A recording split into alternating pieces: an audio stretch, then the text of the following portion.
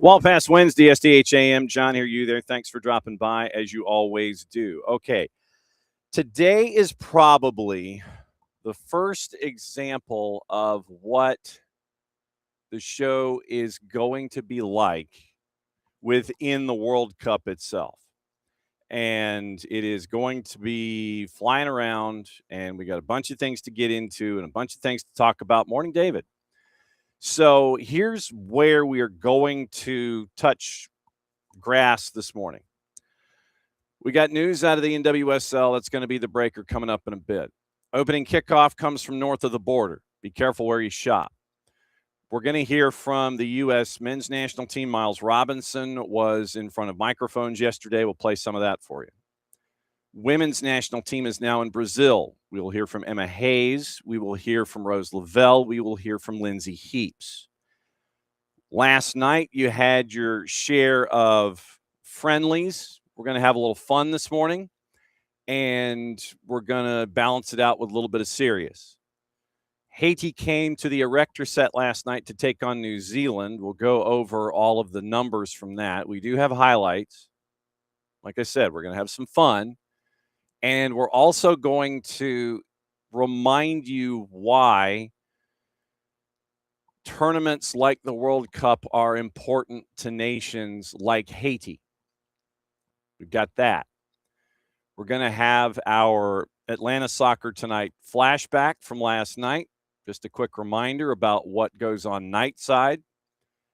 Jason discusses how important dribbling is going to be in his mind in this tournament. Dylan Butler set to join us at 10 o'clock. We'll go over Major League Soccer and Bradley Carnell and firings and get caught up there as everyone is getting ready for the World Cup. The number that I want to bring in with Dylan, the 8th most players from a league in this tournament. Major League Soccer, 12th ranked league in the world, 8th in when it comes to player involvement. And at one point or another, you had 103 players, and I'll use these numbers again when Dylan comes and joins us top of next hour, about where Major League Soccer is. Yes, some of them are established talents. See the Herons. But nevertheless, Major League Soccer is 8th when it comes to participation and manpower in the upcoming World Cup. So we'll address that with Dylan Butler coming up at 10 Eastern. We've got our news from overseas. We'll get into that. We'll catch up with our buddy Ben Jacobs and find out what's on his timeline. We've got gossip, rumor, and innuendo. And we've also got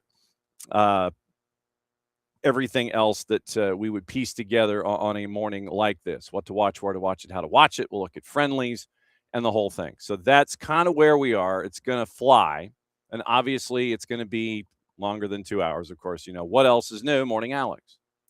So we got a lot of stuff to get into from a bunch of different places. And we'll let it all roll here in just a sec. Okay. So we have to start with the surprisingest surprise of surprises. And I say that somewhat tongue firmly planted in cheek. News from the NWSL starts us here.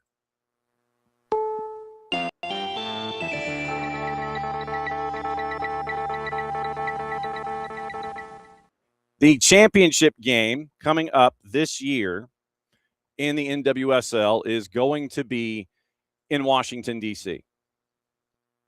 And I know that you're paused and you're sitting there and you're going, I don't believe what you just said, John. The NWSL championship game is heading back to Washington, D.C. after a couple of years' absence. So that is, what the league, I can kind of tell you, what the league is anticipating is that you will end up with the home team perhaps participating in said event. And to kind of draw the sticks together here, we got a note yesterday from Washington Spirit making a special announcement at Audi Field Wednesday, June 3. I believe today is Wednesday, June 3. Announcement followed by a brief media availability, participating speakers from the league and local stakeholders. Then you are also going to have the NWSL CVS Youth Clinic at Audi Field. Once again, you're going to have a full afternoon. It's going to be Kim Stone. It's going to start at 3 o'clock, 2:30, sorry. 2:30 this afternoon. Kim Stone, Washington Spirit CEO. Sarah Jones-Simmer, the NWSL Chief Operating Officer, and Danita Johnson, DC United's President of Business Operations. Press conference at Audi Field set for 2:30 this afternoon and should last about a half hour. But the way that it was phrased by Washington Spirit, special announcement from Audi Field on Wednesday, June 3, brief media availability, participating speakers from league and local stakeholders. Then this morning, was announced the NWSL Audi Field, home of the 2026 NWSL Championship presented by Google Pixel. I believe that's what this is here. Google Pixel. And so Google Pixel is going to be your main sponsor. Saturday, November 21st.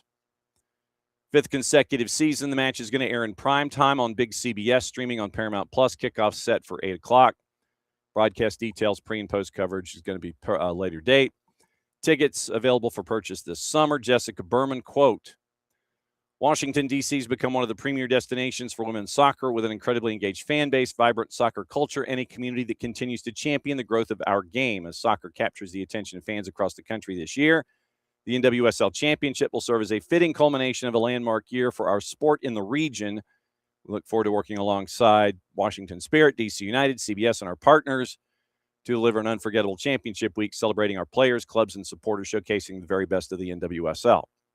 So Kim Stone has a quote in here. Once again, she's going to be available at 2:30 for those of you racing up to see what's going on at Audi Field. And Washington Spirit, 4th women's club in the world to average over 15,000 fans per home match across a full season. So far this year, they've sold out 3 of their first 5 for an average of 15.5 at the league break. Each of the last 2 years, Spirits earned home field advantage in the playoffs, sold out all 4 of their postseason home matches, welcoming over 77,000 fans for playoff action at Audi Field, back-to-back runs to the NWSL Championship. 8 clubs go into the postseason, beginning the weekend of November 6th through 8th. 4-letter gets 2 quarterfinals. CBS and Paramount Plus and Prime get 1. Semifinals weekend of November 13th, 15th. CBS, Paramount Plus, ESPN, ABC. Each gets 1. Multiple events. They talk about Fan Fest and all the things. So 2026 NWSL Championship presented by Google Pixel. Second time Audi Fields hosted the league title match. 2022 was the first time Portland beat Kansas City in that one. So 20,000-seat venue, and you have quotes across the board. But press conference today at 2:30 that you're going to have the NWSL Championship presented by Google Pixel on the 21st of November in Washington. So that is the news of the morning that came through in the overnight, and it's going to be reinforced by a press conference at 2:30 this afternoon. Okay, so that is your breaking news this morning to get us up and running. Now, opening kickoff presented by our friends at Black Pitch Coffee and blackpitchcoffee.com. Start your day with the most important stories in the game, the right way to start your morning. Black Pitch Coffee, part of the SDH community, showing up at events all over Atlanta. Try their home blend, made with beans from Brazil and Guatemala, heavy-bodied, notes of walnut and semi-sweet chocolate, and a rich world-class finish. Opening kickoff powered by Black Pitch Coffee and blackpitchcoffee.com. Okay, show of hands. I have a question for you. Oh, that's cool. That might be even more breaking news, but that's more of a Decatur watch fest kind of a thing. But show of hands to start things off this morning. How many of you, when you've gone to a big ticket item, have purchased something from a vendor outside, knowing that it probably wasn't 120% legit, might be a bit of a knockoff, but you wanted to take something from the experience and you wanted to have something to remember the experience by, to end a sentence and a preposition? Show of hands. I've done it.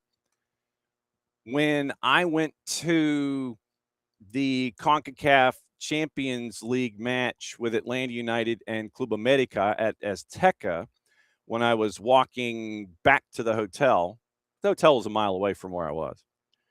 I went to one of the sidewalk vendors. Alex has never done it. Wow. Went to one of the sidewalk vendors.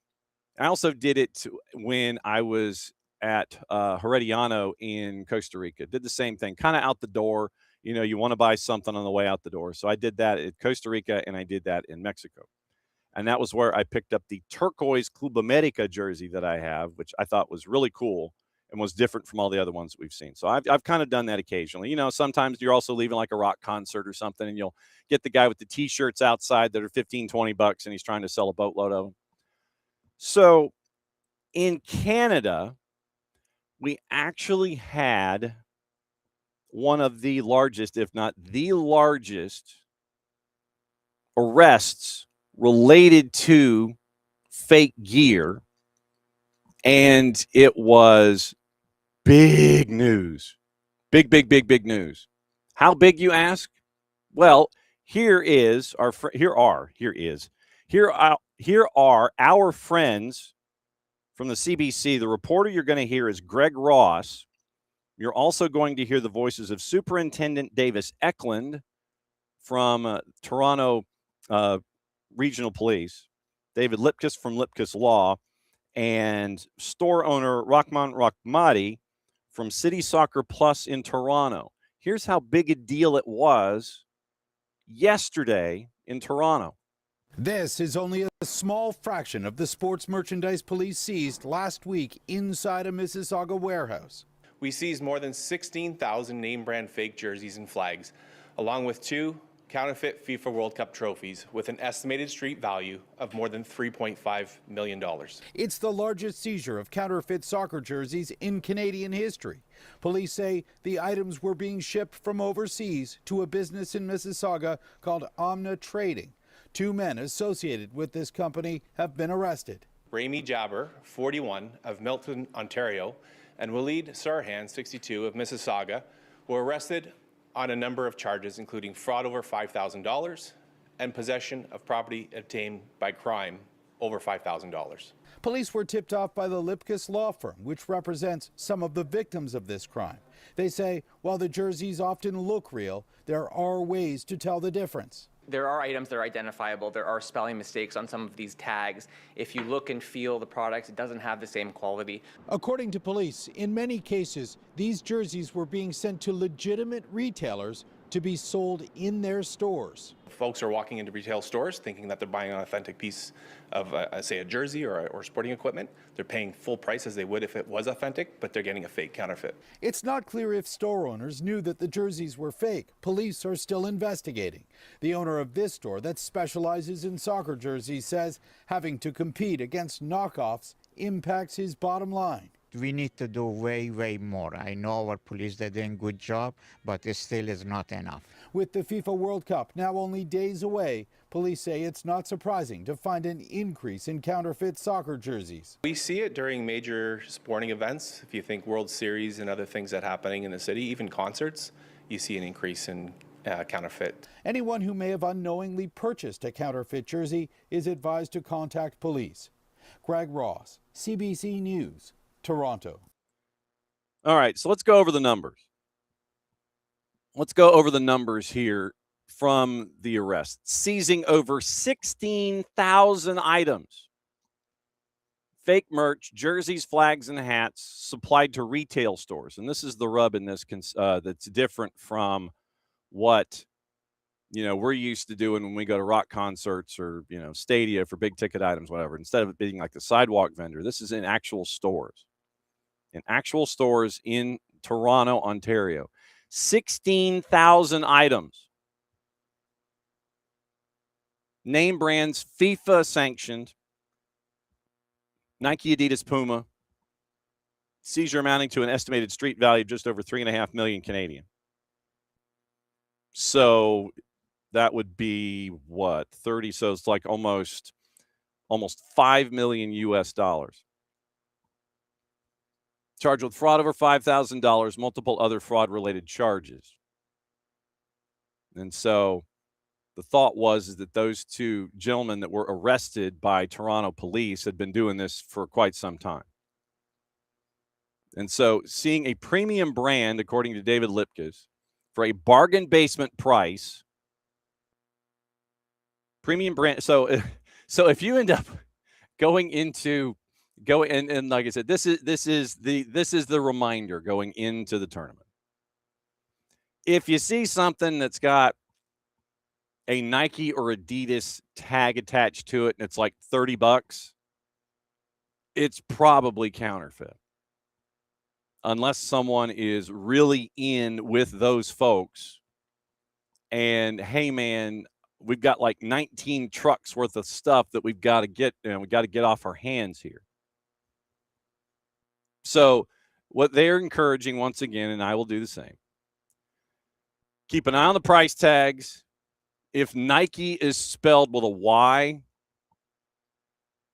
Adidas maybe with a U, instead of Adidas, it might be Adidus. You know, keep an eye on the sewing capabilities that were eschewed upon the particular piece of gear that you were hunting for. I run this as opening kickoff. I run it as our PSA. You know, Nike with a Y might be bad. Adidas with a U, Adidus, Adidas, might be bad. Price tags that say that, yeah, for like $30, you can have this Lionel Messi with a Y Argentina jersey. So that was the bust in Toronto. And yes, the fact that they were selling for full price as real is different. Absolutely true. So from one end of the scale, watch your price tags, watch your sewing, watch your nameplates, selling it for full price, and it's knockoff. Once again, keep an eye on both sides of the spectrum here. This is your PSA heading into the tournament for these, and you had 16,000 pieces for $5 million US over a span of time from this ring that was broken up in suburban Toronto, shipped to suburban Toronto, sent to stores in the Toronto area, sold at full price, and just like I said, watch your price tags. Be very, very cognizant. Keep your head on a swivel when it comes to the look, when it comes to what you might be shopping for. Go over it very carefully. Caveat emptor, as we said in Latin class when I was growing up. Caveat emptor, buyer beware. So be an intelligent shopper and an intelligent purchaser of the gear. Whatever experience you want to have from this World Cup, that you want to have with you to take home and what have you,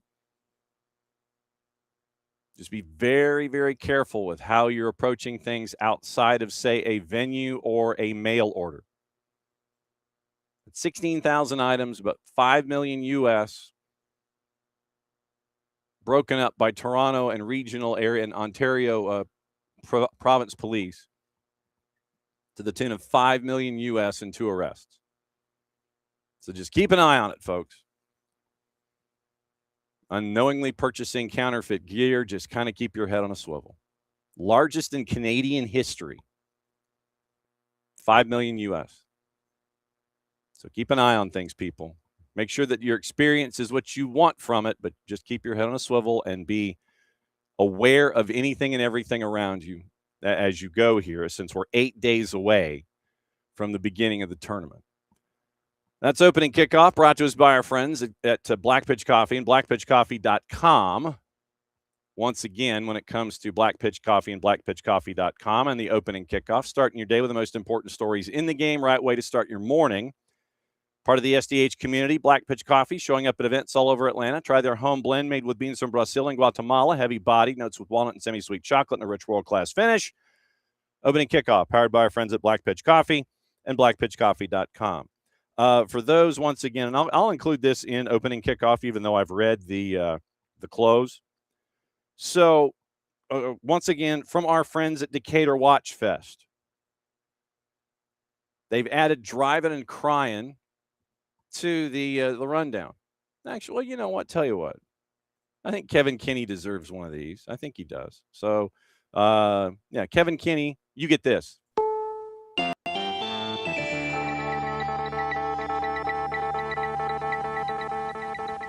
So Driving and Crying leads the lineup of 14 additional Decatur Watch Fest musical acts as they expand the concert series for the festival. We will effort next week a visit from Decatur as a city. We'll see if we can get some folks to kind of break down what Watch Fest is going to be like, because, you know, there's a reason that we have this here in the office. So Driving and Crying added 34 days of music and matches, final notes on the concerts. No tickets required. It's free. They're on the newly renovated Decatur Square. Decatur Watch Fest folks are recommending MARTA to get in and out of Decatur if you don't live here. So here's the 14 newly announced artists and the performance dates. This is a massive release. In addition to Big Boy on June 11, War and Treaty June 25, Indigo Girls to wrap things up on July 19th. So here's the rundown of who has been added. Casper Rouser and the 9/11 Band, COT Band, Driving and Crying on June 22nd, Broasis. Is Broasis what I think it is? Yes, it is the quintessential Oasis tribute experience. They've been around the Southeast since 2014.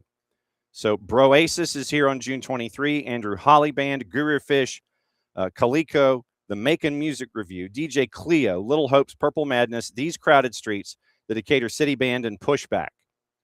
In addition to the acts that we were talking about, Big Boy on June 11, War and Treaty June 25, July 19th, Indigo Girls.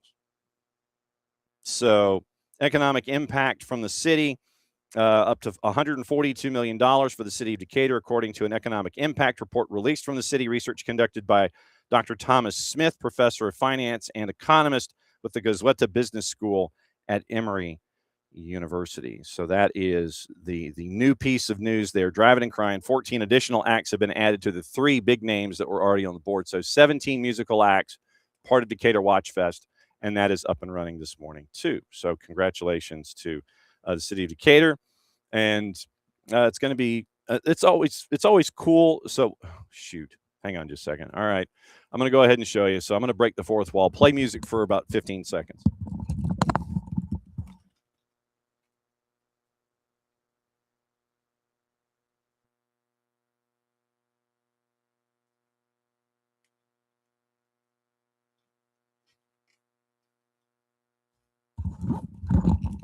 Okay. Full disclosure, once again, full Driving and Crying fan. So there you go. There's the lid with Driving and Crying. So I'm excited. I'm more of a deep cut guy with Driving and Crying, so we'll hang that right there and put it back when the show is over. Okay. So let's see. Let's see, David. Yes. So I should put up. Yeah. Well, Ricky. Yes. Well, what I've done also is a full. That's another part of this kind of. Like I said, this is how kind of chaotic the morning show is going to be.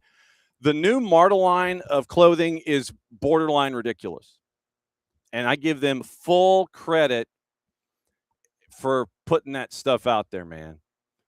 The new MARTA, tell you what, if they get mad, they get mad. I don't think they're going to get mad. So I'm going to go ahead and then we'll go ahead and include this in an opening kickoff. It's like I've double clutched it already. So, okay. What? Wow. What? Oh, I'm sorry. No, that's, let's see. So what happened here? Where did I go wrong? All right. So what happens when you, okay. So, all right. So no, well, is that it? Not really. It's like the link that I used yesterday apparently blew up. So, all right. So, okay. So here, and where are you? Come on. Whoa. Okay. That's interesting. Interesting. All right. So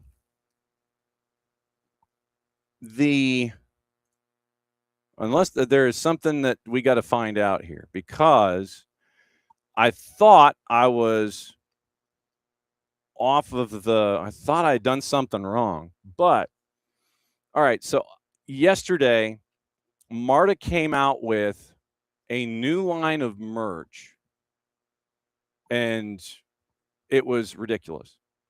You go to the collection page now, and it's still promoted on their front page. But if you go to the soccer collection,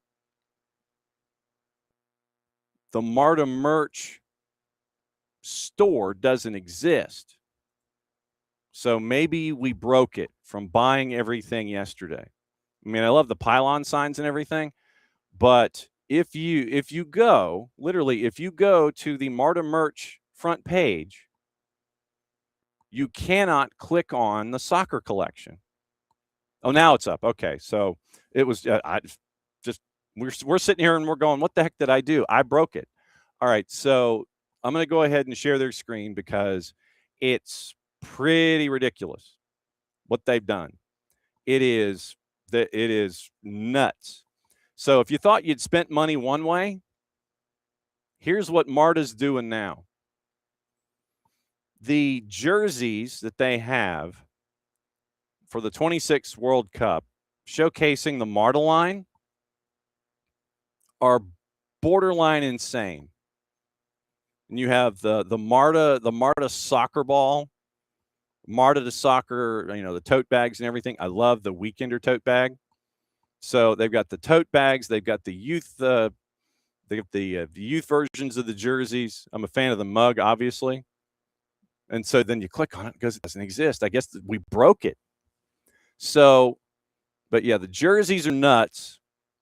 And so went to them yesterday, and I'm like, we got to talk about this. So we'll see. Once again, the Summer of Soccer jerseys are out by MARTA. They're pretty sick. So we have petitioned MARTA and those who are in charge of the merch to come on the show to talk about it. So that stuff is pretty sick. So it's weird.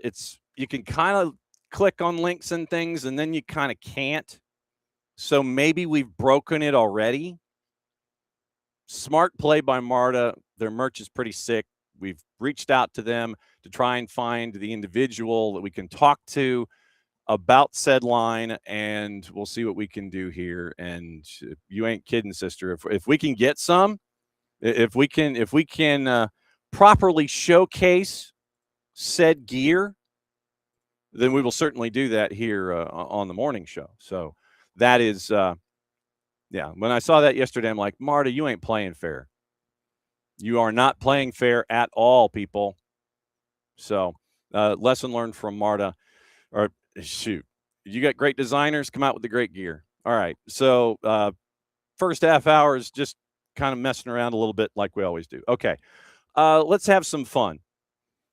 Last night we had a couple of friendlies. We had friendlies yesterday all around the board. Last night was a very important friendly, or a pre-tournament warm-up, however you wish to phrase it. So it was let's put it this way. It was a big honking deal. And it was in South Florida, down at the Erector Set. And it was a night for Haiti to celebrate. Haiti and New Zealand played at the Erector Set last night. The match was on Fox Deportes. And so, for those of you that were not sickos of the highest order like yours truly, we've got a little bit of the highlights for you. And as we have maintained here on the morning show, we want you to have fun in this tournament. We really do. And when you get to see things like what happened last night in South Florida, it reminds us about what's really cool about the cup that the world is chasing after. So, Here are the highlights. Here's some of them about Haiti playing New Zealand at the Erector set. Once again, courtesy of our friends at Fox Deportes. Enjoy, and you'll know why we're saying we're going to have fun here with it. So just listen for a sec. Golpe de cabeza, se quedó cortito, cerró sin embargo desde atrás. Arcos con una rapidez buscando la esférica, es Rubén Providence. La pelota la va buscando en el remate. Gol, gol, gol, gol, gol, gol, gol, gol, gol, gol, gol, gol, gol, gol, gol. Gol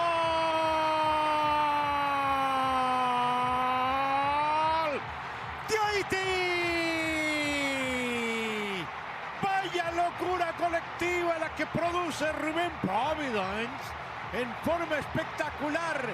Lo pedía, lo señalábamos, es rápido, es certero, es de movimientos ágiles.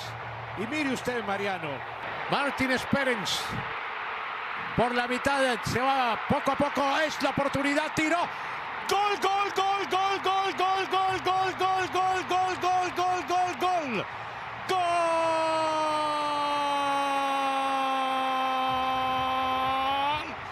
de Haití. Gol. Joseph. Lo alcanzó a observar Joseph con el número 16. Vamos a ver. Ahora remete con una fuerza inusual. El centro, cabezazo. Gol, gol, gol, gol, gol, gol, gol, gol, gol, gol, gol, gol, gol, gol, gol. Pierrot. Gol de Haití. Gol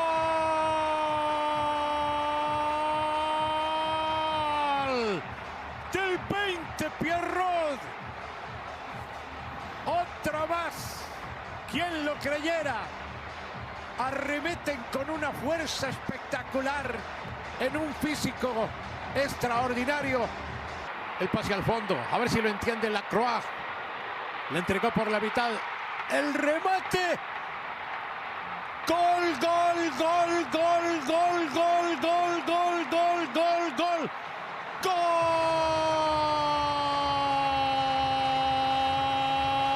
Golazo del equipo haitiano. Like I said, we're going to have some fun this tournament. That's from our friends at Fox Deportes. Ruben Providence in the 12th, Lenny Joseph in the 51st, Francis Pierrot in the 62nd, Duke Lacroix in the 87th. And it was a 4-0 win for Haiti over New Zealand in South Florida last night. Why is this so important? First and foremost, it was a chance for the Haitian community in South Florida to just absolutely blow the roof off of the Erector set. It was a great environment. It was a hot crowd. Literally 12th minute in, you get your first goal, and that place never stopped. They did not stop celebrating the entire time. Absolutely crazy scenes. But Haiti has not been in the World Cup in 52 years. 1974 was the last time Haiti was in the World Cup. And so it was an absolute party last night about Haiti and them getting closer and closer and closer to representing their country in the World Cup. But now here's the flip side of that. Our friend John Arnold, for those of you that may not remember, gave us a bit of a short version as to why it's so important. And this was late in the qualifying stage in CONCACAF.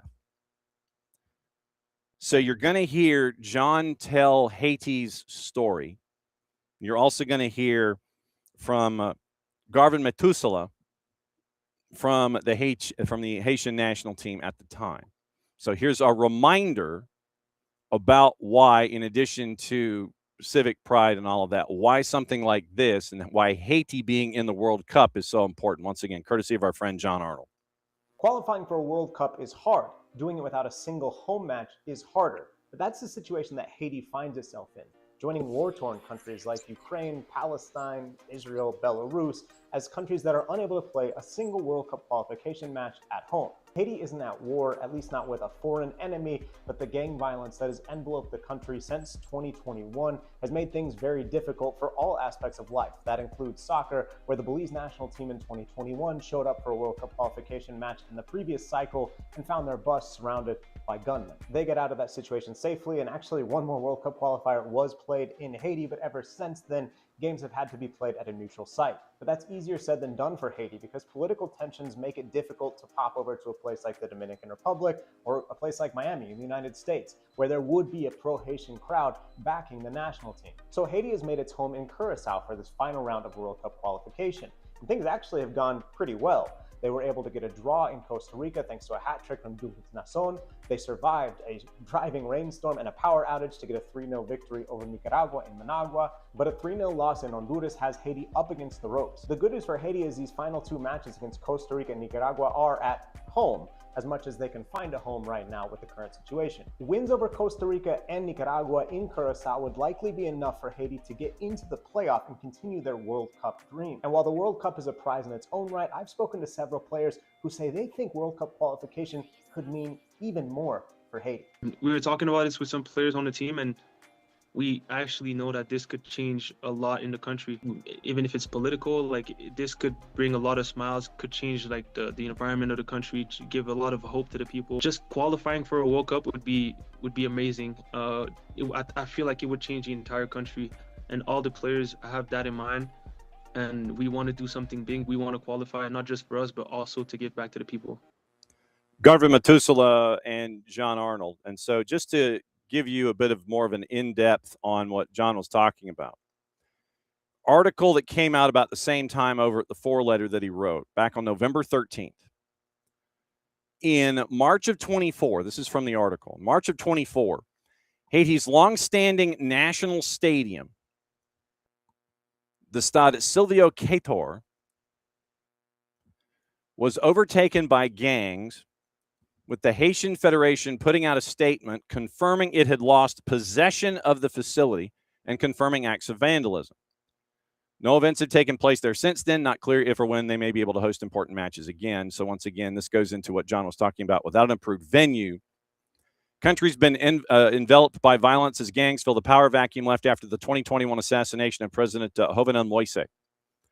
UN High Commissioner for Human Rights called the situation an unending horror story that organizations, the July 2025 report, indicated more than 1.3 million Haitians have been displaced as 85% of Port-au-Prince is under the control of gangs.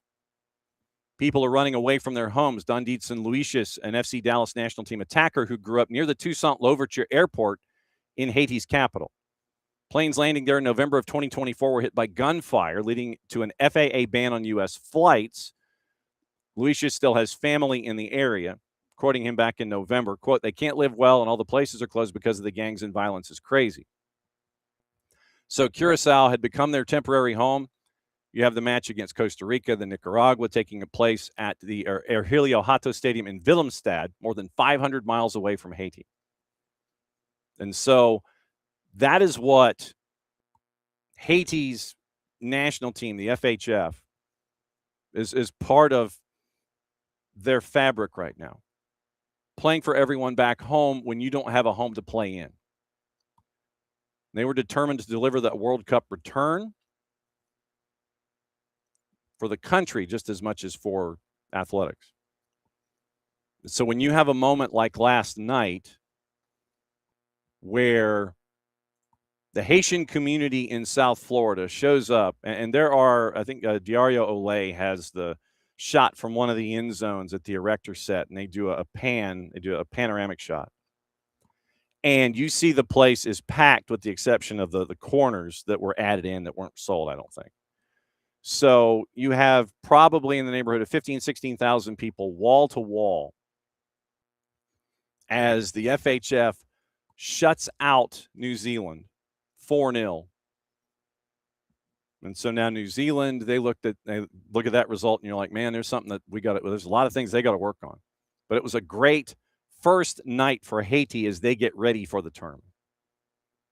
So just, remember that going forward when you're looking for storylines and things like that. So that's kind of what we're going to be paying attention to a lot. Like I said, we're going to be playing highlights in Spanish if we can. We're going to be, playing highlights and stories and everything when it comes to this tournament in and of itself, because there's a lot to talk about. There's a lot of cool stuff. And I mean, the bicyclists that spent 10 months coming from Argentina to Kansas City.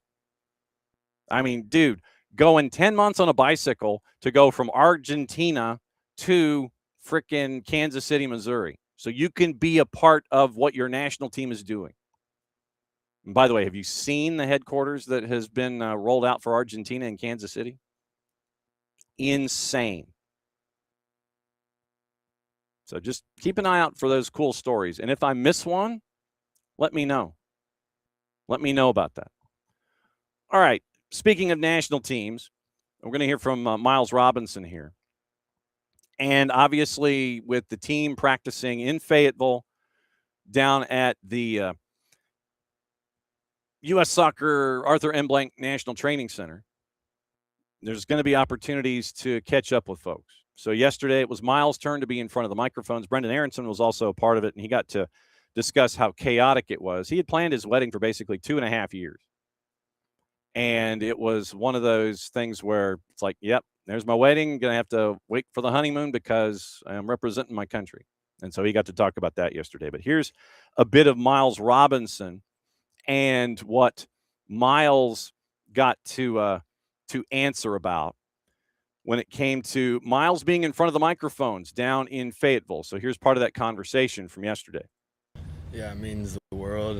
It's definitely like a dream come true to be in this spot. It's a lot of work and preparation has led me here, so I'm definitely grateful for every step. How would you describe your head coach, Mauricio Pochettino? Yeah, he's a great coach. He's definitely intense. He gives players confidence. He, ensures that we're working hard on and off the pitch, and he brings that intensity and that courage with him in every step of the way. And I think, he's great for this group. Earlier this year, he said, when asked about the prospects of this team and this tournament, why not us? We need to dream. Dreams inspire reality. How do you achieve that? Yeah, just have, a sense of, strong confidence within the group, belief, that faith that, every step of the way is, leading us in the right direction. And if we do that, the sky's the limit. Miles, you probably have the deepest connection to Atlanta of anybody here. What's it like seeing the transformation, seeing this facility here in a city? I think it was 9 years ago you were picked by Atlanta. What's it like seeing the transformation? Yeah, it's pretty cool. This is definitely big for the city, big for Atlanta in general. So it's always great coming back to Atlanta, seeing some old, familiar faces and things like that. But it's awesome. Arthur Blank helped out to build this massive facility. It's an amazing facility, so hopefully it's kind of leads U.S. soccer in the right direction. How do you look back on those years and how they shaped your career, winning a championship? How do you look back on all that time? Always with a smile on my face. I'm so grateful for the years I had here, for the memories I made, for the friends and bonds that'll last a lifetime. So it's always great being back in Atlanta and seeing some loved ones. What does it mean to you to be on this 26, to be heading to the World Cup? Yeah, it's definitely surreal. Like I said, it's a moment I've been waiting for a long time, especially after 4 years ago not being able to play. So it's definitely something I've worked hard for my whole life pretty much. So I'm excited to be a part of this group and help push this group in the right direction. And how do you look at the Senegal match? There's a lot of focus on the one moment with the goal. How do you look back on that match? What do you personally take away from it? Yeah, I mean, it's a good first step getting the win. Obviously, there's some, mistakes that need to be corrected, but it's just, still a learning opportunity and an opportunity for growth. And if we continue to get better every day, I like our chances moving forward. Miles Robinson facing the microphones down in Fayetteville yesterday. And there's going to be a standard amount of rotation of players. So we're going to get to hear from a variety of folks before they head up to Chicago. And I believe Maddie is leaving tomorrow to head north, and she will be there for the send-off match. So anticipate some reporting from Maddie when she's up there at Soldier Field, and she's going to be at the spaceship for the USMNT in Germany this weekend. So it's going to be a big weekend for SDH, big weekend for U.S. soccer. And obviously this week we're going to kind of keep an eye on everything and let you know what's going on. Speaking of, it is also a big week for the U.S. women's national team on the road in Brazil. And Emma Hayes did this on purpose. 2 games coming up in the next week, the 6th and the 9th, where they're going to be taking on Brazil in Brazil. They have landed. And so Emma Hayes was asked about the 27 World Cup being there in Brazil and the impact therein when it comes to the sport and its growth. So here's Emma Hayes in front of assembled microphones in Brazil yesterday after the women's national team landed, as they're getting ready in a couple days' time for the first of 2 matches coming up down in Brazil. First of all, when I heard that the World Cup was in this country, my first thought was, I'm so excited for Brazil, for the whole country, for women's soccer in this country. I've coached many Brazilian players in my career, and I know the challenges for and the work that has gone into increase equity and support for all of the players of the national team. So for every little girl that watches anybody from Marta to Dudinha, they get the opportunity to see, wow, I can become this one day, and know that women's football is a multi-billion-dollar industry. It's not a charity. It's becoming a big business, and it's the fastest growing sport in the world, and the smart money is investing in women's sport.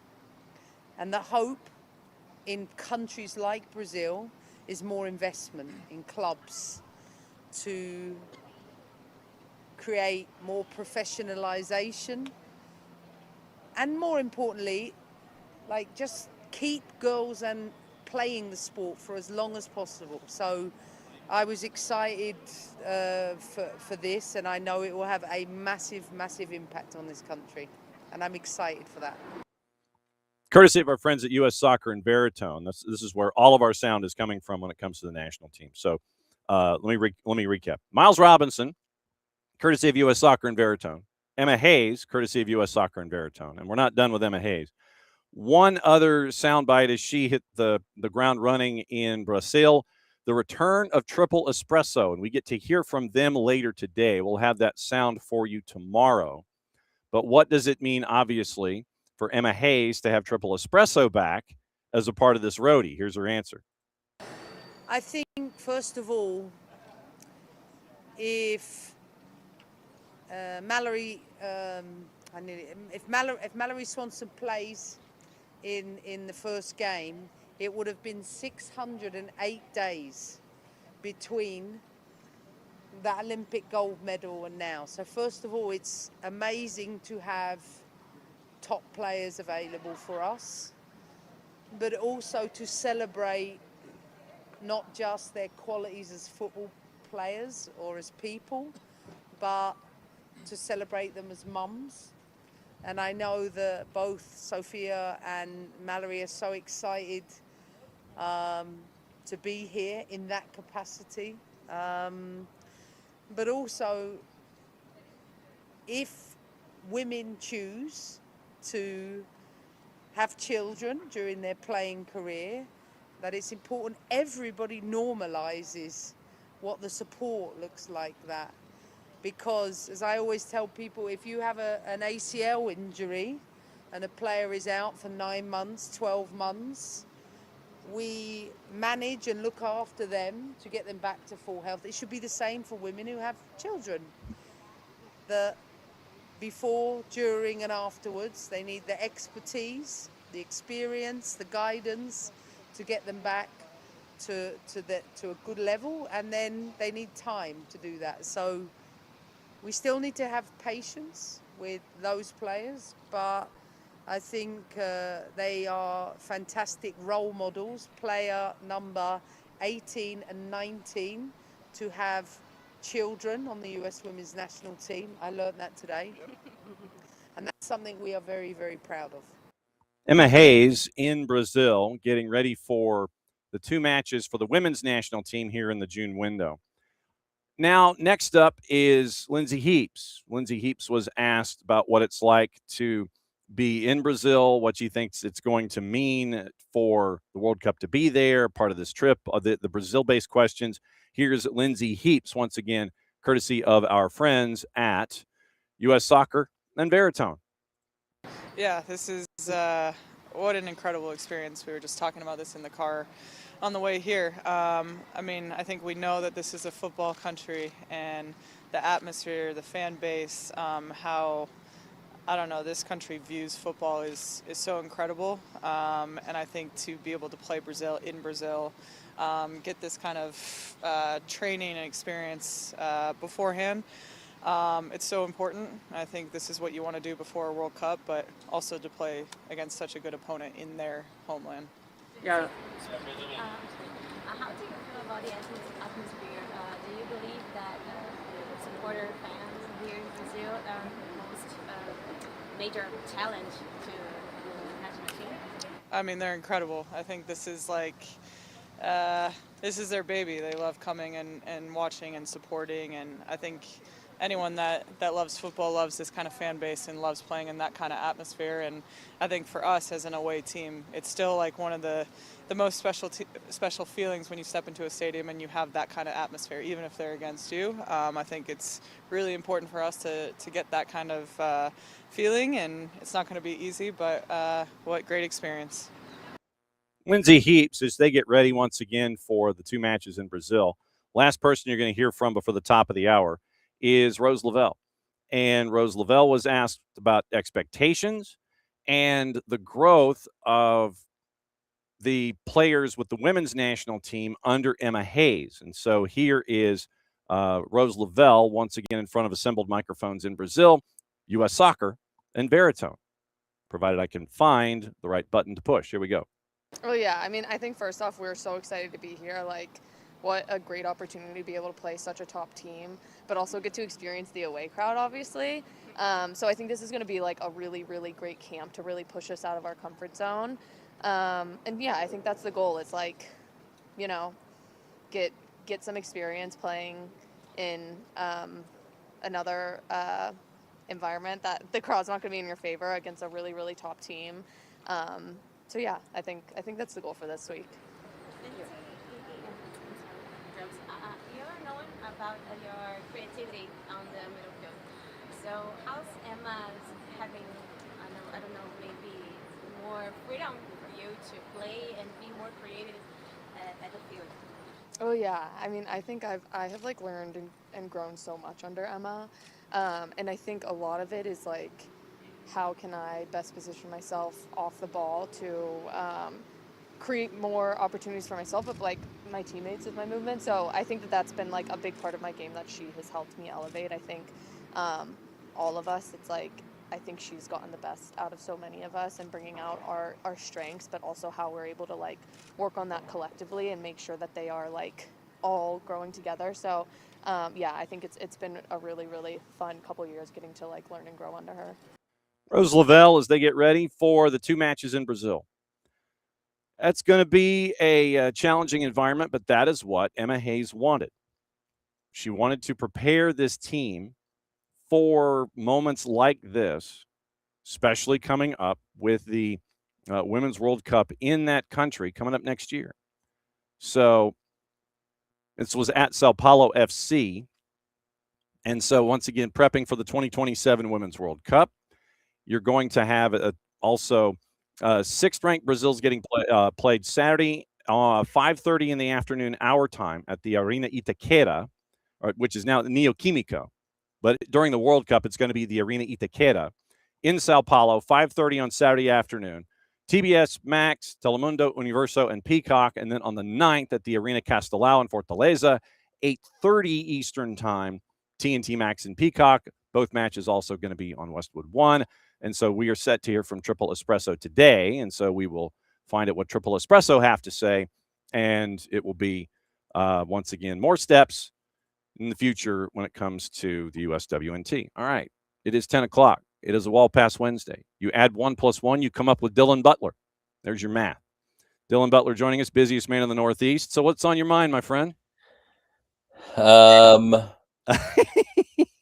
Just wrapped up my lacrosse coverage last night, doubleheader, Nassau Championship. So, yeah, just coming off of that and getting ready to make sense of this whole World Cup thing. Yes, that is absolutely true. And what I wanted to do with and the Knicks are playing too. Yeah, I've heard about that. Yeah. Welcome back to the late 90s. And yeah, it's I'm going to be intrigued with San Antonio and New York. My guess is, and correct me if I'm wrong, the Eastern Conference games, I have a feeling, are going to be a lot lower scoring than the Western Conference home games. I'm just saying. I think it's going to be the grinders in New York, and I think it's going to be a little bit more open in San Antonio. I think also the ticket prices for Knicks home games oh god might be more than World Cup matches at MetLife Stadium. Oh man, I'm just saying. But check this out. This is really cool. Heard this yesterday, and I've been so like it's been on my brain ever since. So there's a bar on the Upper East Side. Forgot the name of the place, but well, this is a game. If they ain't spending money on our show, you don't have to remember it. This is a game for game one. So tonight, you go there. Let's say it's me, you, right? A couple other buddies. Mm-hmm. The promotion is you've got to each spend $100. Okay. Food, drinks. Again, it's Upper East Side. You're probably not having a hard time spending $100, right? Yeah, really. Now, if the Knicks win, you get $100. Okay. How do they do this, you say? It's got to be a credit on your bill, isn't it? They have a this establishment has a bet. Okay. I think it's like a $5,000 bet on the Knicks to win. So if the Knicks win, right, you've got the money to pay out. If the Knicks lose, everyone in the place has just spent $100 a piece ahead to watch the game and and eat and drink, and that's pretty cool, huh? Okay. Well, I figured it was going to be $100. I figured it was just going to get knocked off your bill, and that way you get your 100. But if you spend 100, you get 100 knocked off your bill. That way they're not just handing out hundies to everybody when they're leaving. Yeah, I mean, probably whatever the mechanics of it are, but you got the premise there. Yes, I do. And so drop dime, and you might get it back coming back the other side. Yeah, or maybe then you put some money down on San Antonio. Mm-hmm, and you can, you will still eat for free.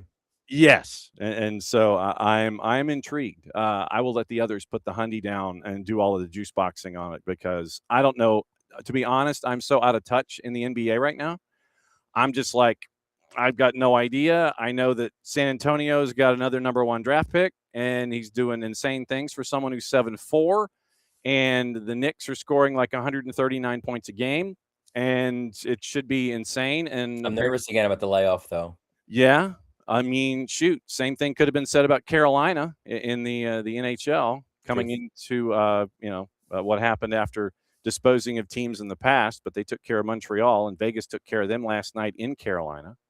It was a 5-4 final. Tomas Hertl came out of lane 8 and decided to contribute. Yeah, I heard it. I heard that on the way back from Hofstra from my lacrosse extravaganzas. Yes. And so now your VGK are 3 wins away from their 3rd Stanley Cup final win in 9 years. That's crazy. John Tortorella, 20-4-1 in his first 25 matches as the new head coach, the interim who got signed, I think, to the Jose Mourinho extension, got a year and a half after. Yeah, so he's won 20 of 25 since he's walked in the door. And it's just been insane what Vegas has been able to piece together in the Stanley Cup final. Public service announcement. If you did not see the Open that was produced by ESPN where they talked to Raymond Bork, oh my God.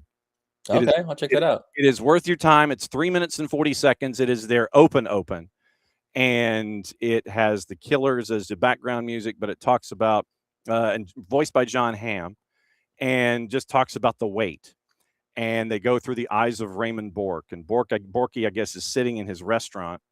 And he talks about each year and coming close. And it was well done. And that's their open for the Stanley Cup final. That was one of the more epic calls, right? Gary Thorne. Oh, man. Literally, I remember that third period like nothing. I mean, literally, because Gary Thorne, Bill Clement, and Brian Engblom, and I made this point on the 280 character app to Mike Monaco. I said that third period, they were on. I mean, when you got a crew that is, and everybody gets credit behind the scenes, piecing it together, everybody in the truck, and you know, it's the F1 analogy. It's that, you know, there's that one point where you're flying and you everything just kind of tunes out and you see what's going on in front of you, and you can look to the person on your right and you can look to the people all around you, and you're all in that rhythm. That game, they were great. That third period, they were outstanding. And when you look at Joe Sakic, when he gets the Stanley Cup from Gary Bettman, and Joe Sakic, you can look at him and it's like, man, can we wrap this up with the photos? And you see Sakic kind of hopping up and down a little bit. And the second that he turns and Gary Thorne goes, after 22 years, Raymond Bork, and you don't, and God, look at this. I mean, seriously. I mean, when Gary Thorne did that, all bets were off, and the three of them were on in that third period, on all the way, you know, to the end of it through the Stanley Cup final trophy presentation. So it's amazing television. It's on YouTube. So if anybody wants to go back and watch that third period and see Raymond Bork, but anyway, Stanley Cup final, Wall Pass Wednesday. What else is new? This whole World Cup thing.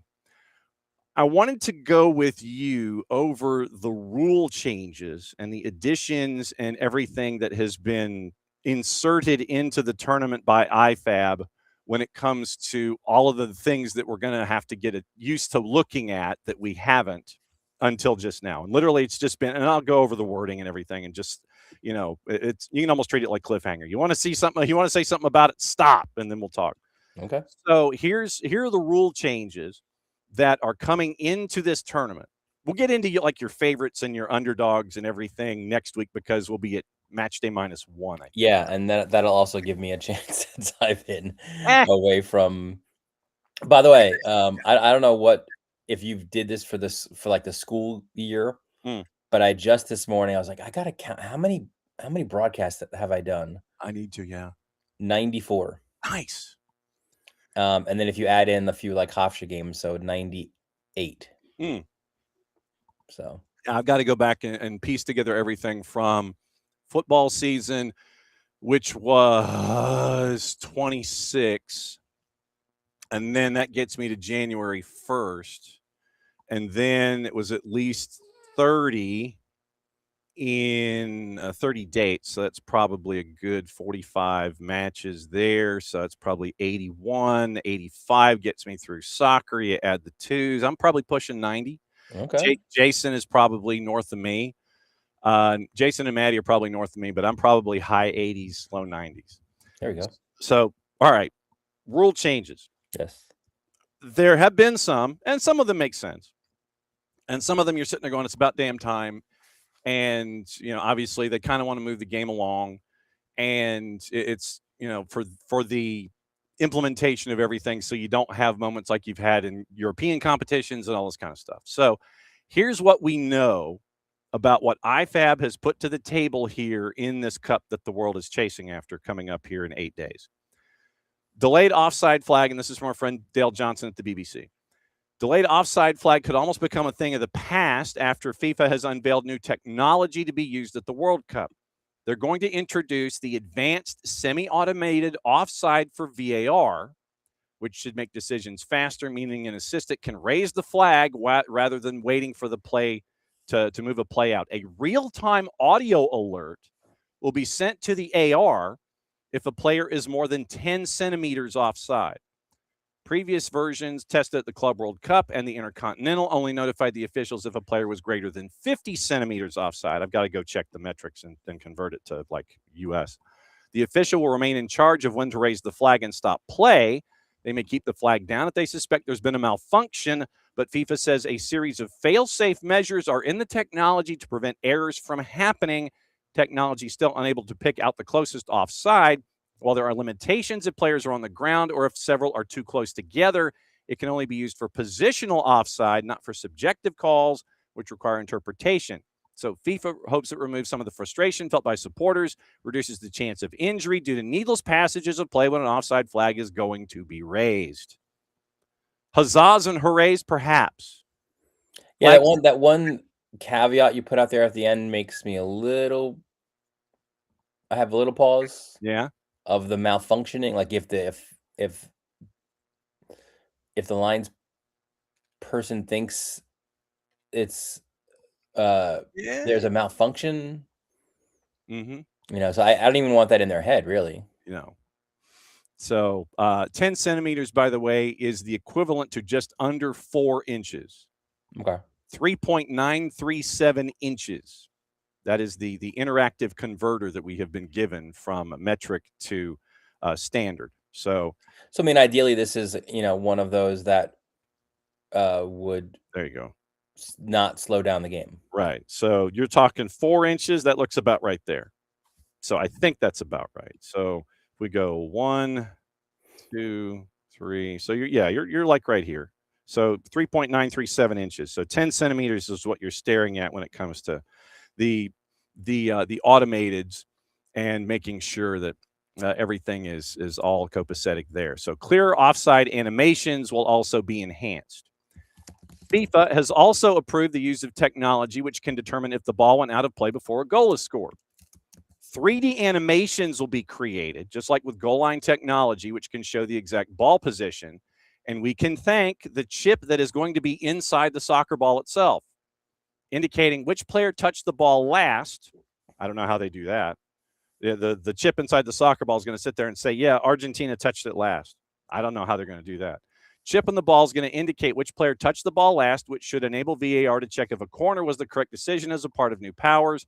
They've also expanded real-time 3D recreation. I was about to say recreation. Recreation to make line-of-sight judgments for offsides quicker and clear. 2 virtual field feeds available to VAR and television to replicate perspectives of both keepers.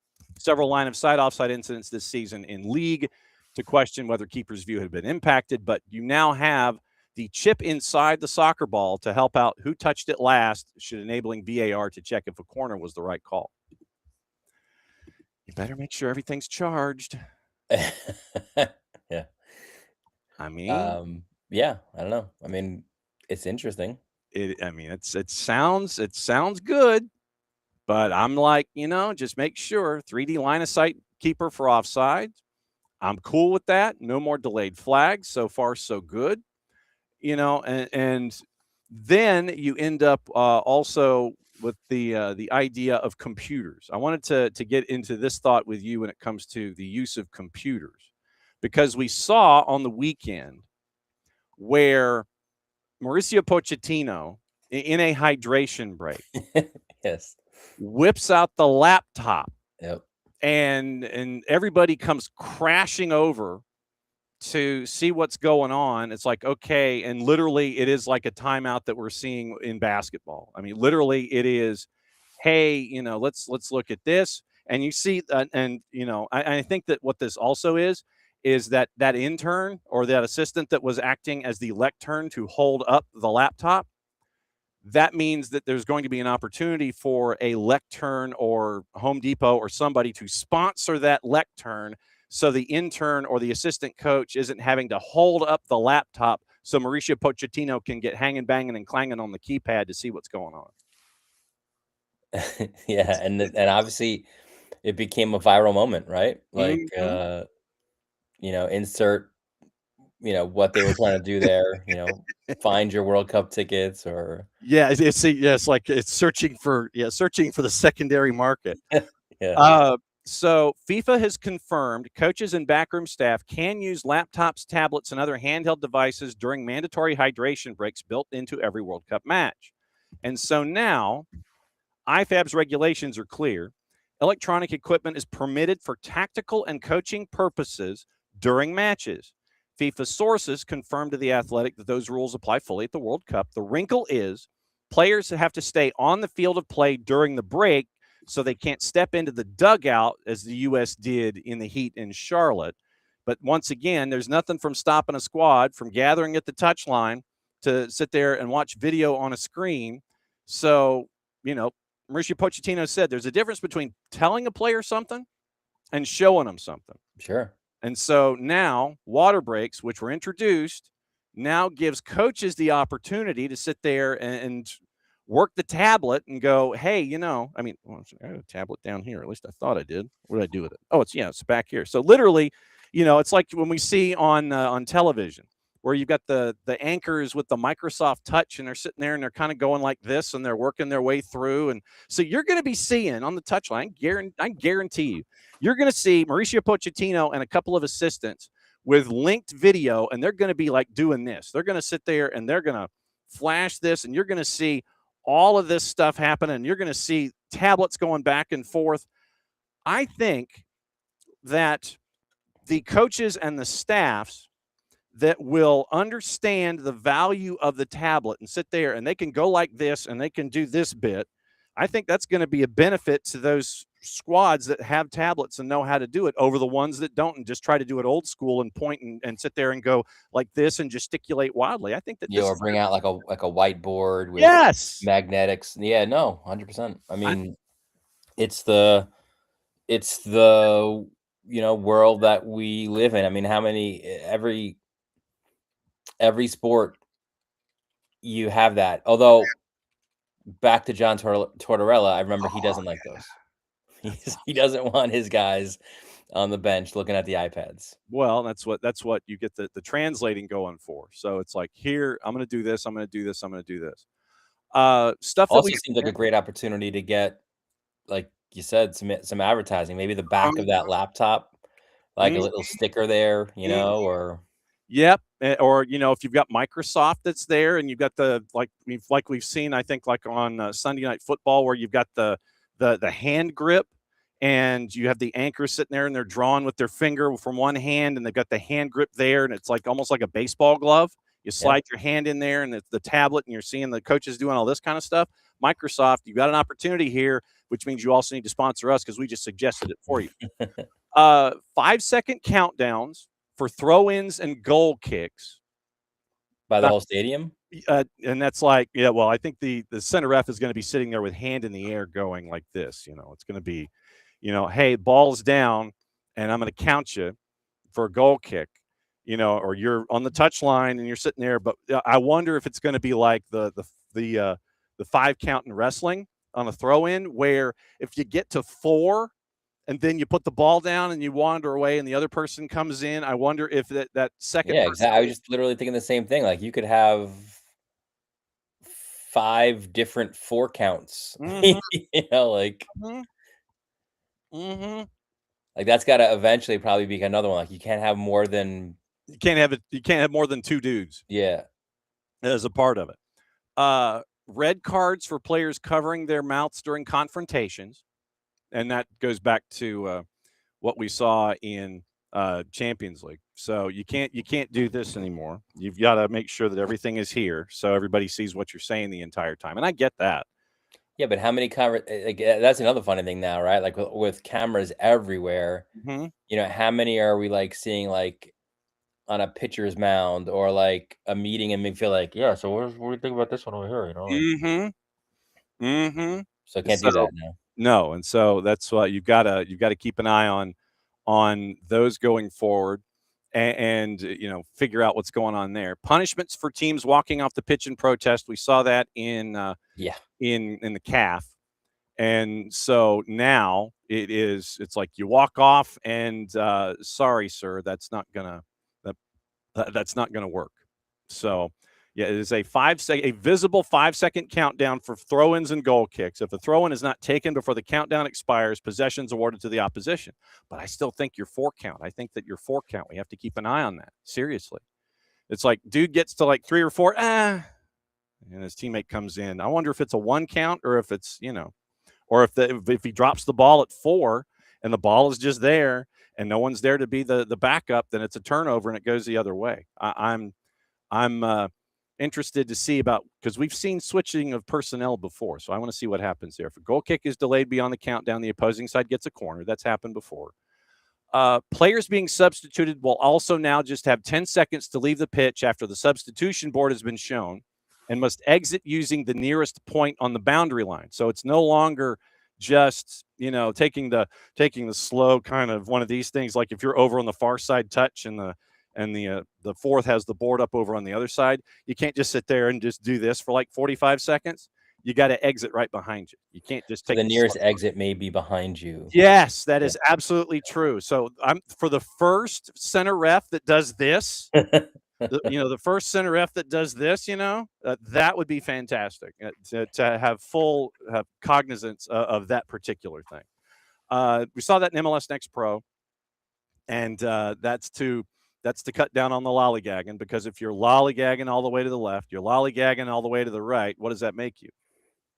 But what if you have to give away your captain's armband, though? Then it's going to have to be a chain. It's like, here, give it to him, give it to him, give it to him. Oh, you want me to work? No, I don't want you to work. Keep passing it down. One of those. Like passing notes in class. Yes. I mean, we saw this in MLS Next Pro. It's to prevent people from being lollygaggers. And I get that too. Once again, time wasting, especially if you've got a goal and you're up late and all those kinds of things. So no, I completely and totally understand what it looks like there. So we've got that one that's attached to it too. Also on the only allowed on the pitch at the first stoppage after a minute. So basically you now have a minute power play. If you're not off in time, it's a minute power play for the other side. 11v10. We saw that in a match that was in a friendly where, if it's 11v10, you get a goal scored on you, that's on you, Power plays, man. We get power plays in the World Cup now.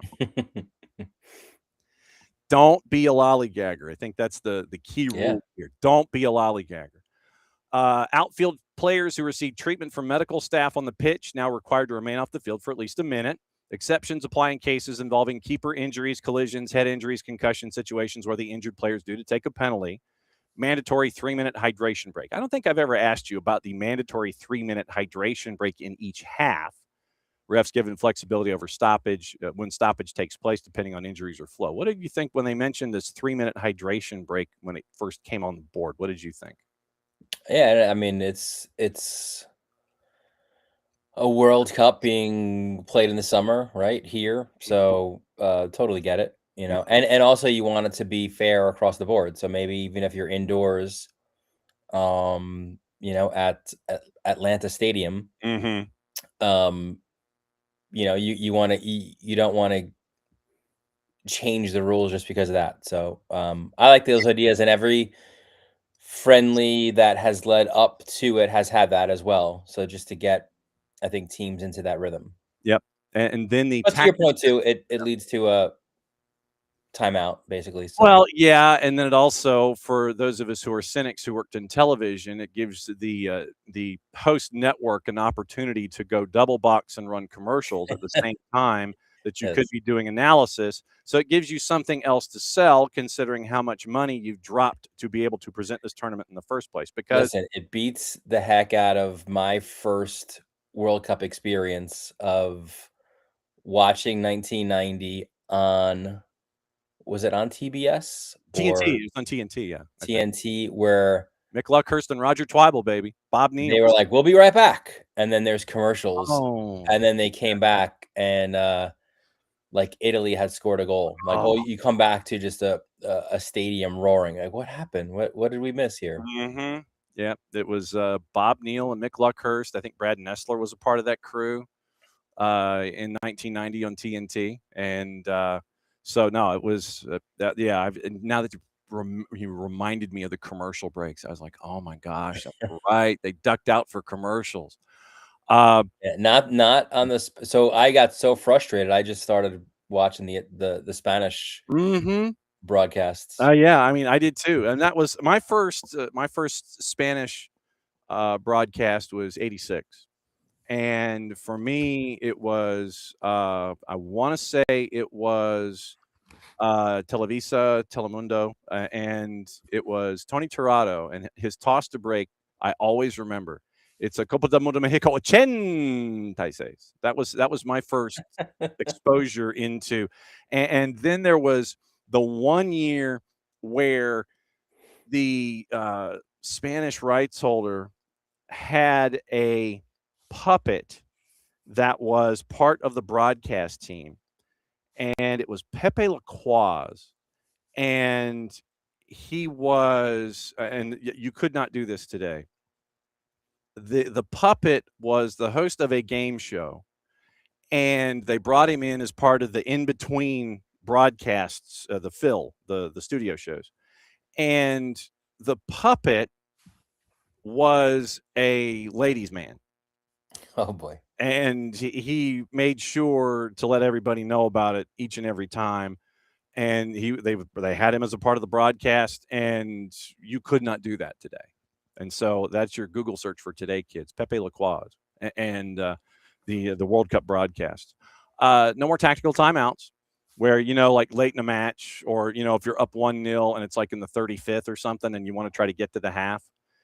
They were trying to come up with a solution, and they were trying to have it ready for the World Cup. And so referees are going to be proactive in the case of teams trying to take advantage of injuries.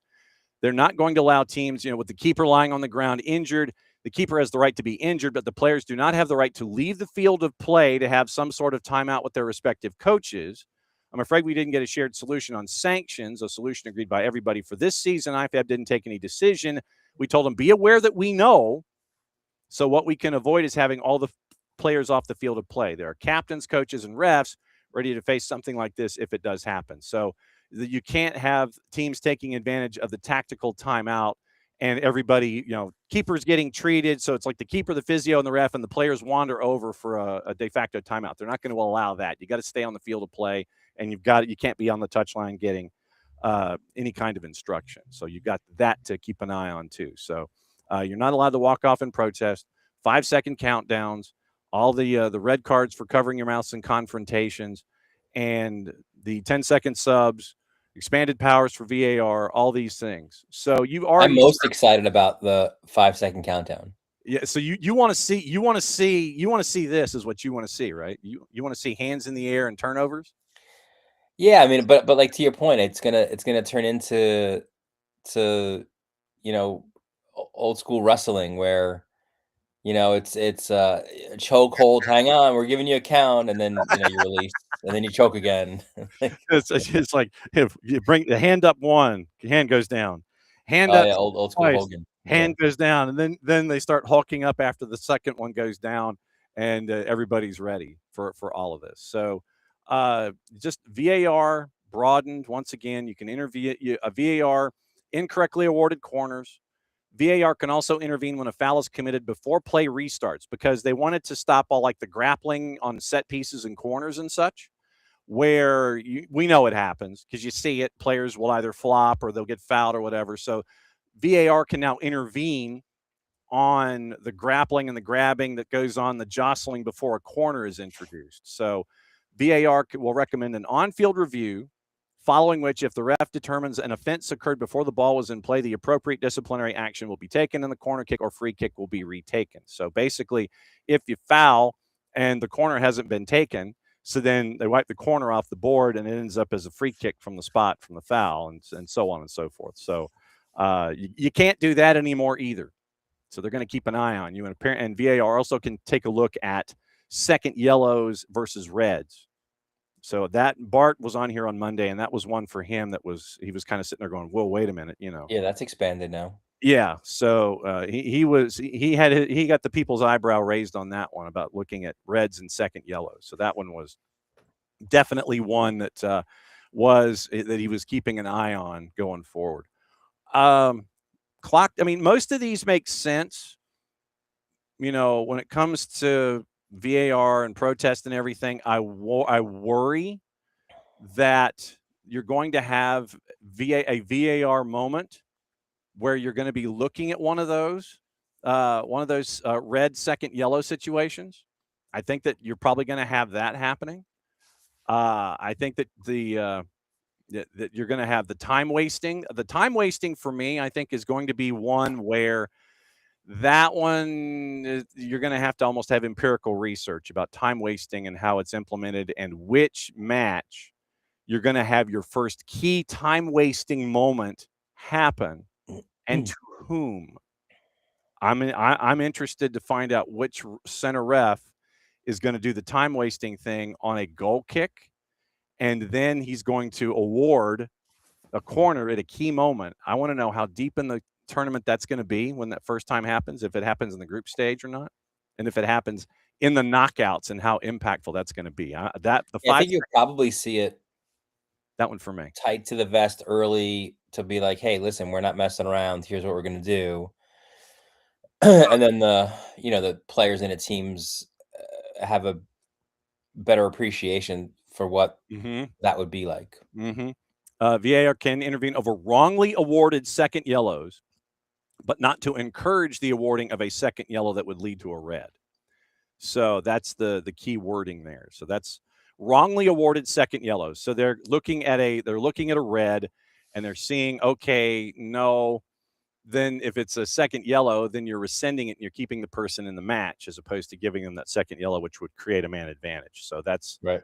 That for me is kind of that's where we are. Now that you don't have lacrosse, do you actually get a chance to catch your breath a little bit?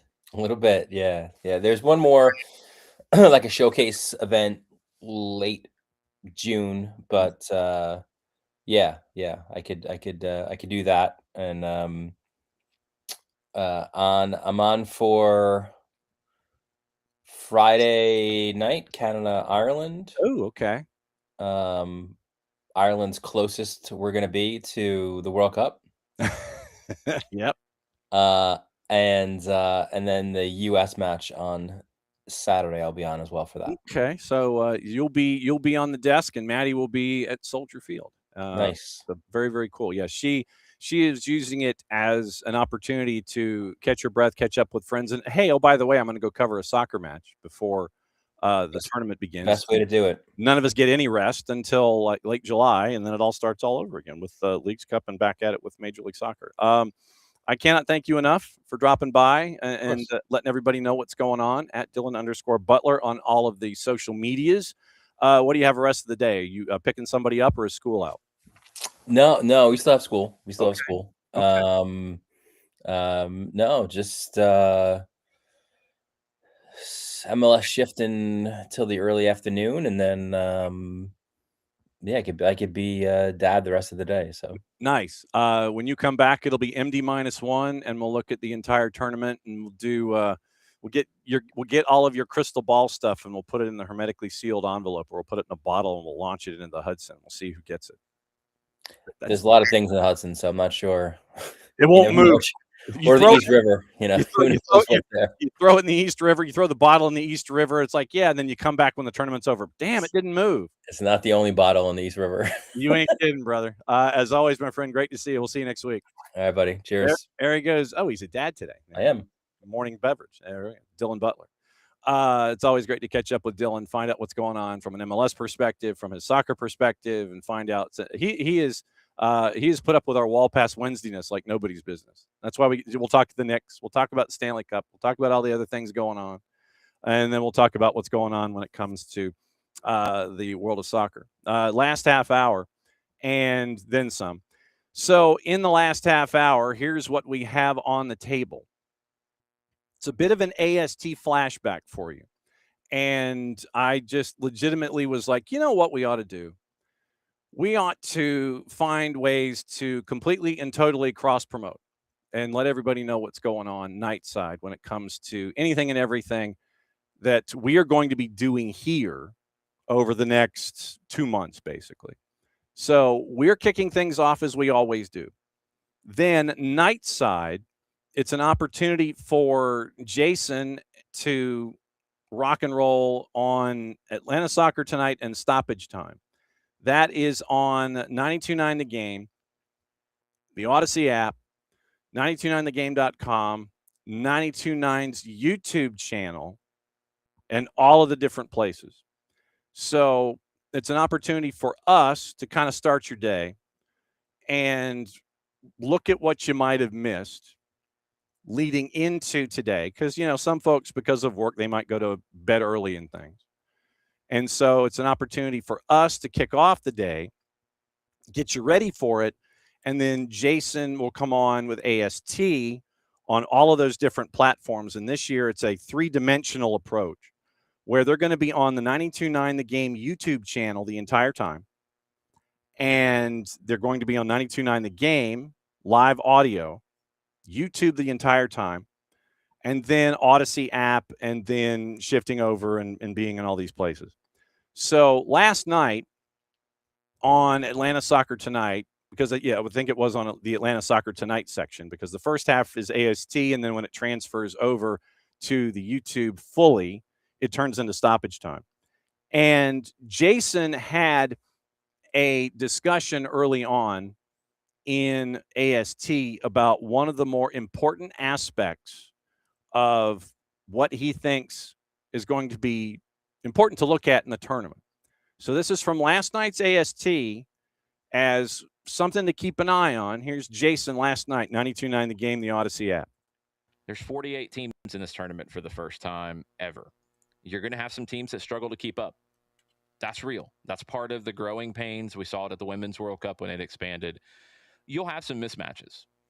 Typically, teams that are on the bottom end of that mismatch are going to sit back and defend. I think with the weather conditions are going to affect this too. You're going to see some teams that get tired. You're going to see some teams that say, you know what, we're going to have to be careful here. You're going to see some low blocks defensively in this tournament. How do you break open a low block? We've talked about this a lot with Atlanta United this season. You have to be a threat in the attacking third. Some teams will have that, and maybe they don't have great dribblers. I think of a team like Norway, maybe. You've got Erling Haaland. He's going to create space for others because defenders are going to collapse on him. But when teams sit back deep and they don't give you space, you're going to have to manufacture it. You can do that with movement. You can do that with good passing. I think dribbling is the most effective way to break teams open that sit back deep. I really do. You look at Barcelona in their heyday, the magical run of Barcelona from 2008 to 2012 under Pep Guardiola, Lionel Messi coming into his own. That team became very based on Lionel Messi opening the game up. How does Leo open the game up? On the dribble. He's one of the best dribblers of all time. It's not a whole bunch of fancy moves. I think at times when we think dribbling, it's, ooh, step over. Ooh, this fancy move that you saw on YouTube. That stuff doesn't always help you in a match. It's about how you create with the ball at your feet the ability to beat the defender in front of you and eliminate them, get past them. They're behind you. They can't hurt you anymore. They're behind you. You're ahead of them. You're going to goal. How do you do that? Kobe Jones was one of the great dribblers for the U.S. men's national team, and it wasn't a whole bunch of fancy moves. Kobe was fast. Kobe would literally draw the defender in, push the ball past them, and run by them. It wasn't fancy. It was effective. You're going to have some players who do that. You have some speed merchants in this tournament. Now, you need to find the space for that speed to be effective. That means you're going to have to do that maybe a little bit further away. You're going to have to kind of create more of an ISO situation. There will be ways for those players to be effective. That's Jason from Atlanta Soccer Tonight. And just to give you an idea about the traffic today, when we wrap up here after 11:05, then tonight, Wednesday, 10 o'clock, 92.9 The Game in the Odyssey app and the 92.9 YouTube page. Once again, YouTube for the entire run 10 o'clock, 92.9 The Game on the Odyssey app, back live tonight. And you can always catch episodes of AST wherever you catch your content. There's an embed that we have given you at the bottom of Morning Espresso. And if you have not subscribed to the Morning Espresso newsletter, thanks to our friends at Oglethorpe University for being great partners with us there. And it gives you Jason's thoughts on what you might have missed in word form. There's some ranting in there and all of the bullet points and headlines and stuff to keep an eye on and where to catch all of our content. Go to soccerdownhere.net, subscribe to the Morning Espresso newsletter, and then you get all the intel and you can kind of keep track of everything. But what we would ask initially, set your notifications on everything Soccer Down Here, whether it's YouTube, Instagram, Facebook, Twitter, Blue Sky, podcatchers, all of that. So that way you're kept up to date.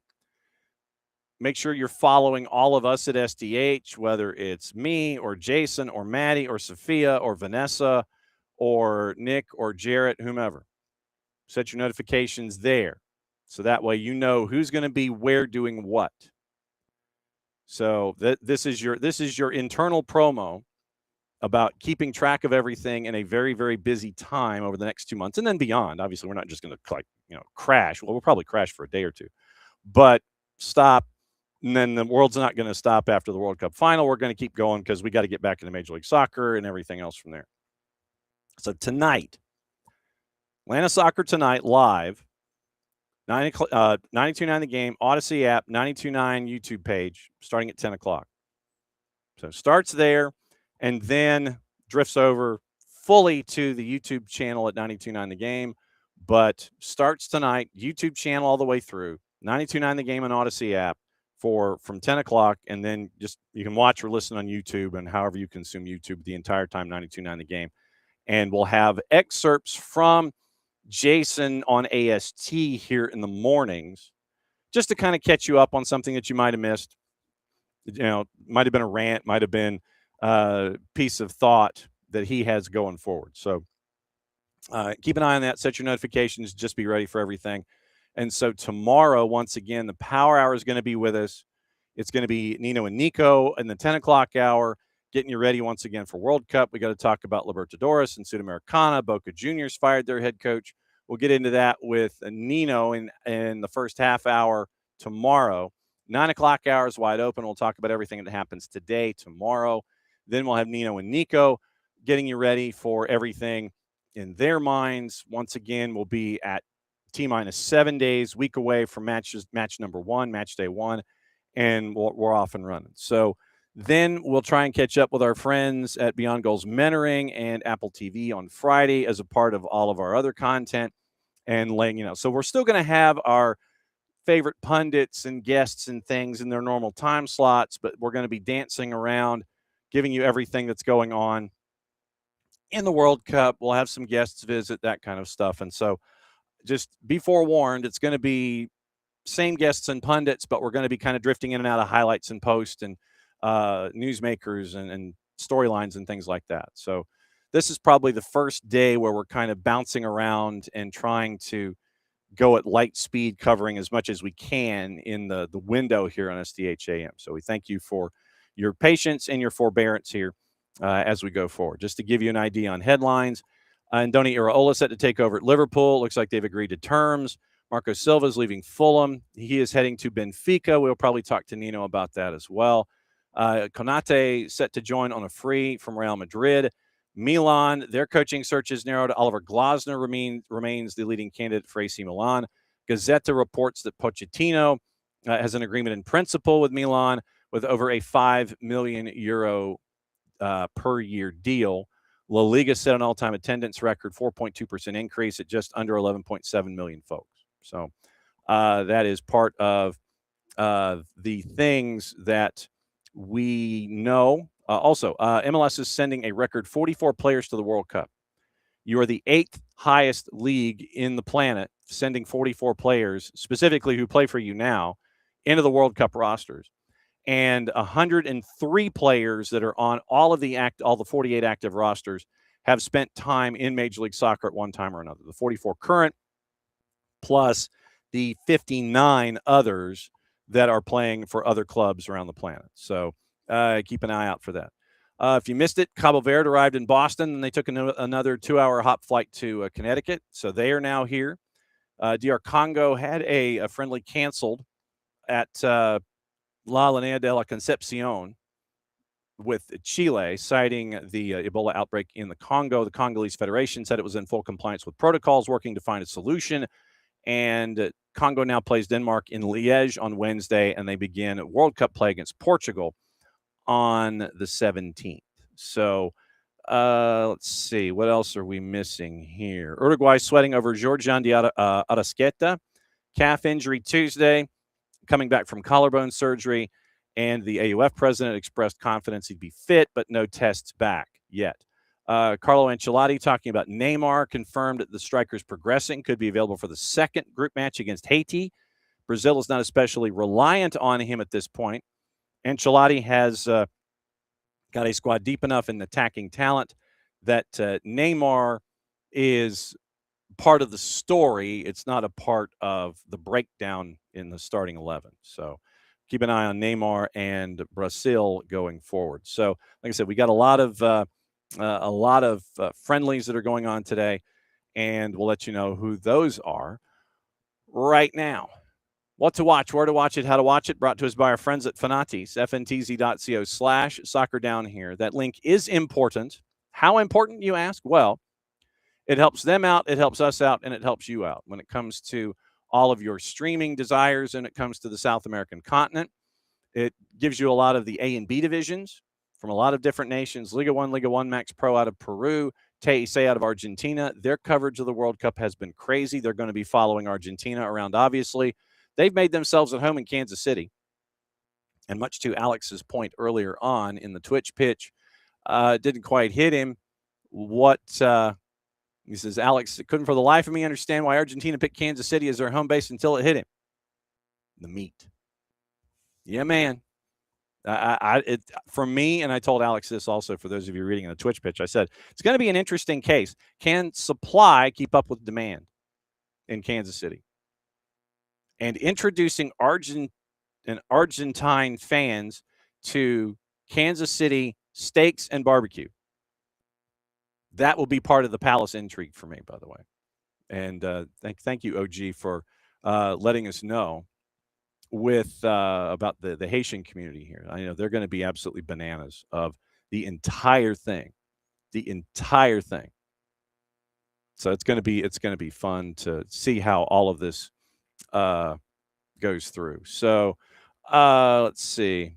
We have reached out, and I have Ricky to our Marta merch search. We are now going back and forth with Marta and the designer. So we're hoping to have their designer here in short order, talking about how they came up with the sick gear. Just thought we should, as a public service, to discuss said gear, and knowing full well that it's going to burn a hole in my pocket. So, all right. Also on the board, we mentioned FIFA upgrading the offside technology with the ball tracking. So semi-automated offside detection, real-time audio alert, 10 centimeters. So it's like, 3.9 inches as opposed to 50, which is like 16 inches. Or wait, 20, because if 10 is 4, then 50 is 20. So final decision remains with the AR. FIFA insisting multiple fail-safes are built in. Limitations remain that the technology still cannot resolve tightest offside, struggles when you're grounded or clustered, not applicable to subjective calls involving interference. So they have also confirmed lifelike AI-enabled 3D avatars for every player at the tournament. All 1,248 players are undergoing a 1-second scan during their pre-tournament photo shoot, generating the data needed for clear, more accurate offside animations. Ball tracking technology is expanded. A 3D goal line animation is going to determine, we talked about that with Villa and Brentford. That goes back to February. Chip is embedded in the ball. I'd love to know how they think they're going to figure out the last player to touch. They're going to go with boots, but what if boots are the same or if you changed? Just asking. Real-time 3D recreation extended to address line of sight, offside calls, virtual feeds, replicating both keeper perspective, available to VAR and TV viewers. So that is from Nick Webster at Inside World Football. So let's see if there's anything else that is on the board. So the squads have all been announced. That's all been listed. They're all on FIFA's website. All the players have been named. Turkish FA has agreed to a Google Gemini AI partnership. And Harry Kane has met his waxwork at Madame Tussauds. That's kind of scary. So I don't know if I could ever, if anyone ever wanted to, like, hey, Nelson, we're going to do like a wax figure of you. First off, I'd go, well, why? And then if it would be lifelike or just, resemble it. If it's like mannequin, where it kind of looked like Kim Cattrall, or when it looks like it does in Madame Tussauds, where it's like sometimes it does and then sometimes it doesn't. So we'll see. Also, we do have a quick piece of news also from New Stadium. The Campeones Cup is going to be there at New Stadium in Miami, September 16. Annual clash between reigning MLS and Liga MX champions. That is going to be September 16, Wednesday night at New Stadium in Miami. Inter Miami's opponent's going to be known July 25th when Toluca take on Cruz Azul in the Campeón de Campeones as your lead-in. So last time out at Dignity Health Sports Park, Toluca beat LAG 3-2. So Messi and friends await the winner of Toluca and Cruz Azul July 25th, and then they're going to play in September at New Stadium to let you know who is going to be taking over there.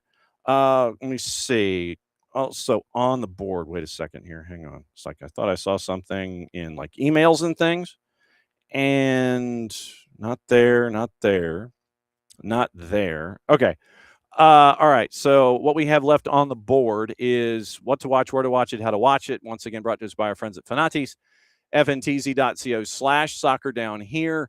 You get all the BNs. You get everything involving the African continent. Right now, they have the U17s going on. They had a match go to penalties last night. Yes, I did have it on a monitor. So you get all of the AFCON championships, qualifiers, all of that. You get CAF Champions League, and you get all of the tournaments from Middle East and North Africa that are attached to AFCON. That's going to be there. In season, French League, Polish League, Turkish League, and you also get linked into CATV and Tigo Sports, Copa Argentina on TIC, plus their coverage. You get CDO out of Chile, TVV out of Venezuela if you want to add it. You can also watch it on local cable if you have the package to watch the Spanish-speaking networks. I've got it, so I've got TVV. I can sit here and turn to my left and watch it if I want. All that is on Fanatis, and you also get opportunity to watch pay-per-views involving Colombia. They have that up and running this time around at fntz.co/soccer down here. So what to watch today? Let's get you into what to watch today. On the plus, you have 3 matchups in USL League O&E: Greenville, Ford, Madison, Naples, and Charlotte, Corpus Christi, and Portland. 2 at 7:30, 1 at 8:30, and then the international friendly, the Netherlands and Algeria, is at 2:45. So that's so you got League O&E, and then you have Netherlands and Algeria on Fox Soccer Plus at 2:45. So the World Cup tune-ups today, you have Turkey, North Macedonia, time to be determined. Norway and Sweden is at 1 o'clock. That's 2 days ago. Sorry. Never mind. It is Denmark and DR Congo in Liège. Netherlands and Algeria at 2:45 in Rotterdam. Panama and Dominican Republic at 8:45 in Panama City. South Korea and El Salvador tonight at 9 o'clock in Provo, Utah. That is one of my favorite words, to go with Marvin and Velma, Provo. So you're going to have the South Korea-El Salvador match at BYU at 9 o'clock tonight. And we are efforting Landon Southwick, our friend from Salt Lake City. He's going to be on the call for this match along with Greg Wrubell, and it's going to be on BYU TV tonight. So if you've got BYU TV on your cable, you should be able to watch South Korea and El Salvador at 9 o'clock. And we're efforting Landon for tomorrow, see if we can get him either at 11:05, or if he's really up at 9:30, we'll catch him in either one of those two slots. So we'll see if we can catch up with Landon Southwick, who's on the call tonight for BYU TV, South Korea, and El Salvador at 9 o'clock. So that's what to watch, where to watch it, how to watch it from our friends at Fanatis, fntz.co/soccer down here. Now, gossip, rumor, and innuendo. Got to get into that. So if you hit soccer, then that's what you can happen. So Manchester United have reached a deal to sign Ederson. That is on the books, apparently. Atalanta have accepted, according to Rob Dawson at the four-letter, an initial $47 million fee with another £4 million in performance-related add-ons for the 26-year-old, set to sign a contract until 2030 with the option of another year. United's first signing of the summer, first since Michael Carrick's appointment as permanent head coach. Now, the Brazilian has made 180 appearances in 4 years at Atalanta, 3 caps. Deal's wrapped up after he completes the medical. Deal is agreed. Now United are set to step up their interest in West Ham midfielder Matheus Fernandes. So we'll keep an eye on that. We mentioned Andoni Iraola getting close to signing his deal at Liverpool. And you have Florentino Perez, if he wins election, is vowing to confirm a big signing. Rasmus Højlund sealed his permanent move to Napoli for Manchester United. They met the numbers. Diego Koken is leaving Barcelona on loan. Sources telling ESPN Danish side Lyngby Bold Club leading the race to sign the American, highly rated at Barca, but they've decided his next step in development needs to be and go and play regular football elsewhere. So Diego Koken is out of Barca's roster, and so he's going to be loaning himself. He's going to be loaned in another location. World Cup betting numbers, according to David Purdom and Doug Greenberg at the four-letter. Betting industry analysts estimate $2.9 billion with a B, so 2.9 double extra large, is going to be bet on the World Cup at U.S. sports books, more than double the amount wagered on the 22 tournament. They figure that could spike with a deep run, obviously, with a deep run by the United States.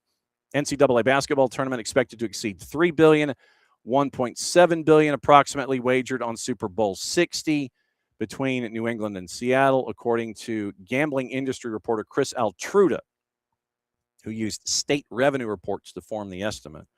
Eilers and Krashik Gaming said that if Team USA exceeds expectations, World Cup handle could reach $4.4 billion with a B dollars at American sportsbooks, which would surpass the 2026 tournament. Even with an early exit, U.S. sportsbooks expecting the World Cup to be a boon for summer business. So last June and July, $1.7 billion bet on all of soccer with U.S. sportsbooks, according to H2 Gambling Capital, a London-based consultancy. H2 guesstimates $60 billion will be bet on the World Cup at regulated sportsbooks across the globe, a 71% increase from the company's estimate for the 22 tournament. And obviously that reflects the number of teams increasing from 32 to 48. Now, gossip, rumor, and innuendo as a part of what else is on the board, if I can find it here once again. So we mentioned the Premier League latest. Here we go. Okay. So your rumor stuff. Bayern Munich and Arsenal keeping tabs on Eintracht Frankfurt fullback Nathaniel Brown, according to The Athletic. Part of Nagelsmann's squad for the World Cup, expected to attract significant interest during the transfer window, especially if he impresses in tournament. Bayern keen to strengthen their options at fullback. Arsenal view him as a versatile addition to their squad. Liverpool, once again, we mentioned monitoring Matheus Fernandes. You ain't the only one, according to Team Talk. We mentioned Manchester United, who want to bolster their midfield after agreeing to the deal with Ederson that we talked about 2 minutes ago. Hammer's expected to consider offers for Fernandes following their relegation, but they want around £80 million. Manchester United scouted Juve defender Pierre Kalulu amid his reluctance to sign a new deal at the Serie A club, according to Corriere dello Sport. Moved to Juve in 25 after 5 years at AC Milan, impressed United with his leadership and ability to play right or center back. Spurs have also been linked with the France international. Juve would reportedly listen to offers of around €45 million. Chelsea considering a move for Juve fullback Andrea Cambiaso as they prepare for the possibility of Cucurella leaving Stamford Bridge, according to Gazzetta. Attracted interest from Manchester City previously. Juve could now be open to letting him go following their failure to qualify for Champions League. Chelsea view the international as a potential replacement should Cucurella depart. Serie A club reportedly seeking a fee of around €50 million. Junior Krupi's preferred destination's PSG if he leaves Bournemouth this summer, according to Foot Mercato.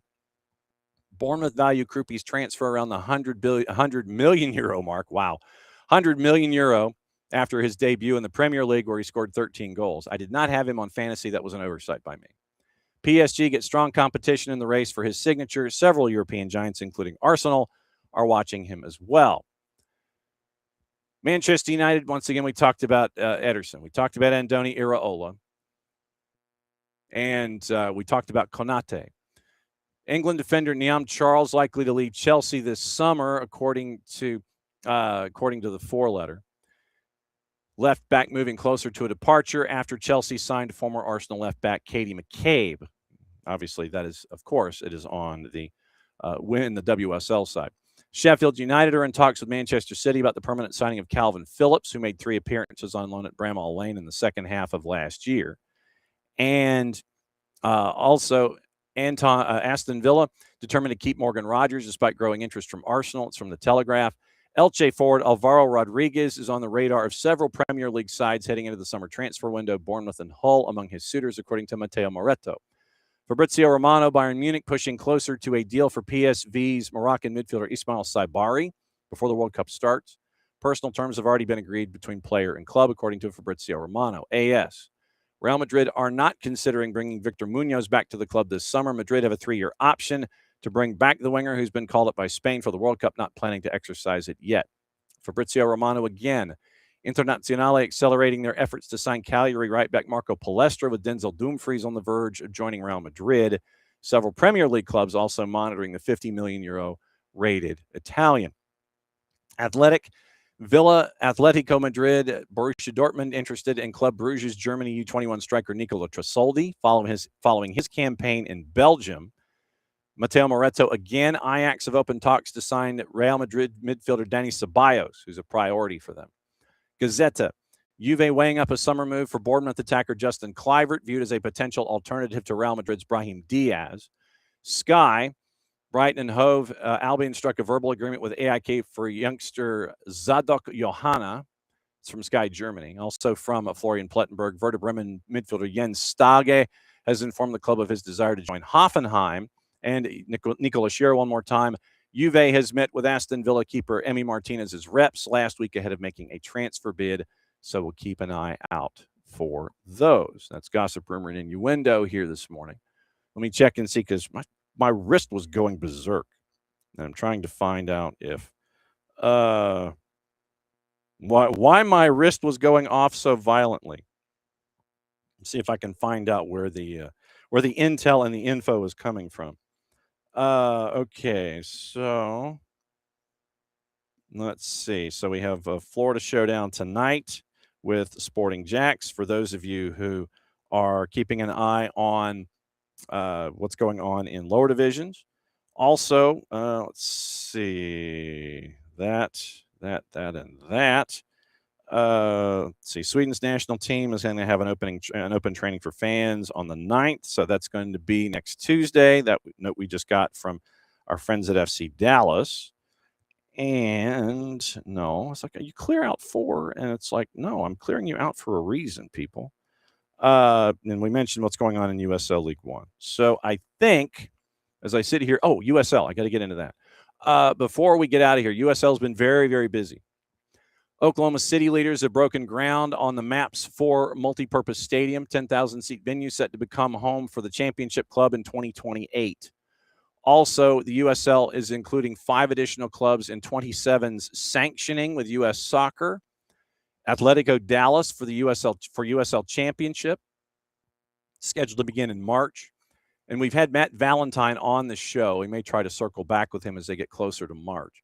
So Atletico Dallas is set to jump into the championship next year. They're going to play their home matches at the Cotton Bowl, and they're also going to, according to the release, invest in a long-term presence through improvements at the Dallas Soccer Complex, developing a headquarters near Fair Park.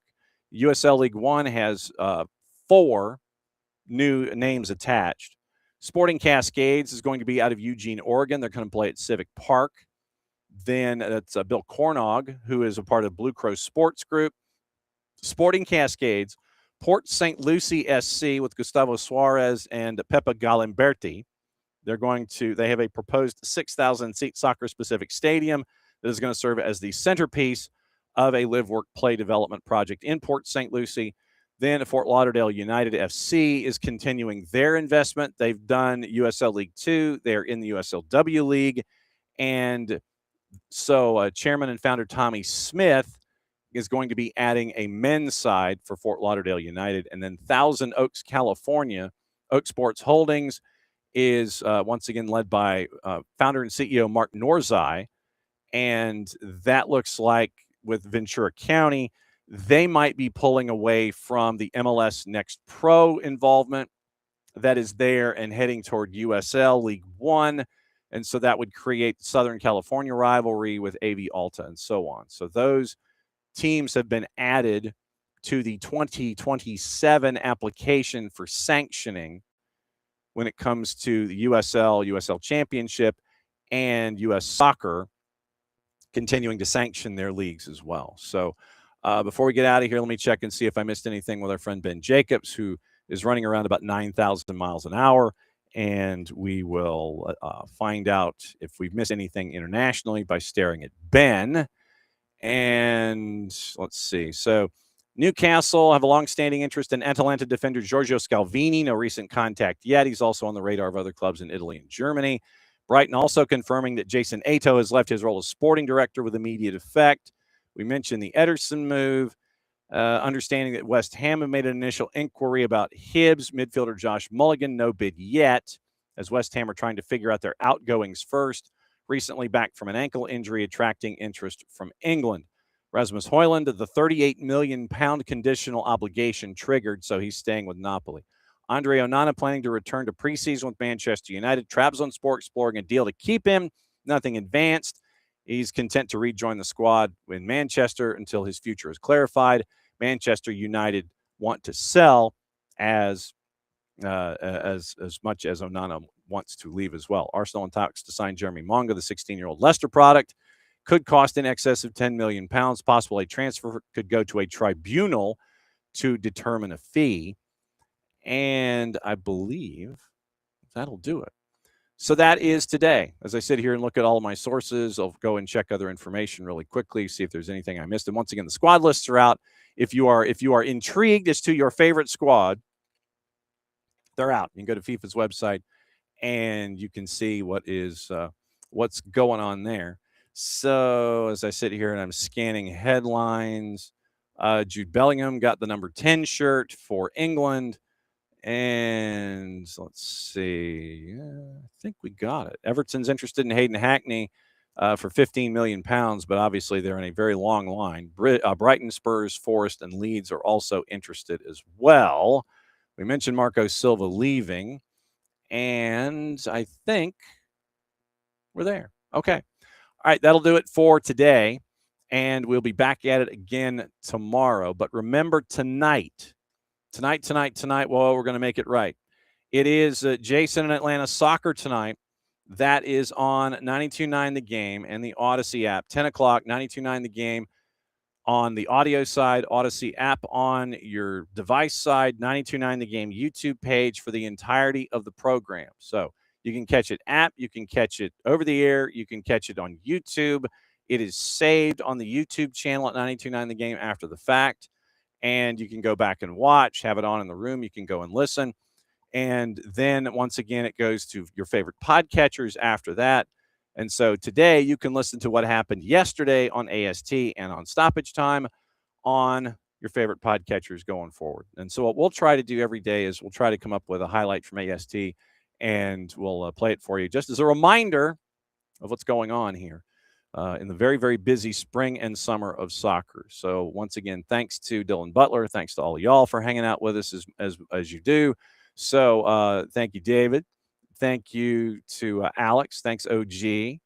And thank you, Ricky. And I'm trying to see if there's anybody else that might have jumped in this morning. I think that's it. So thanks to all of you who are watching, however you're consuming us. Set your notifications for everything here at SDH.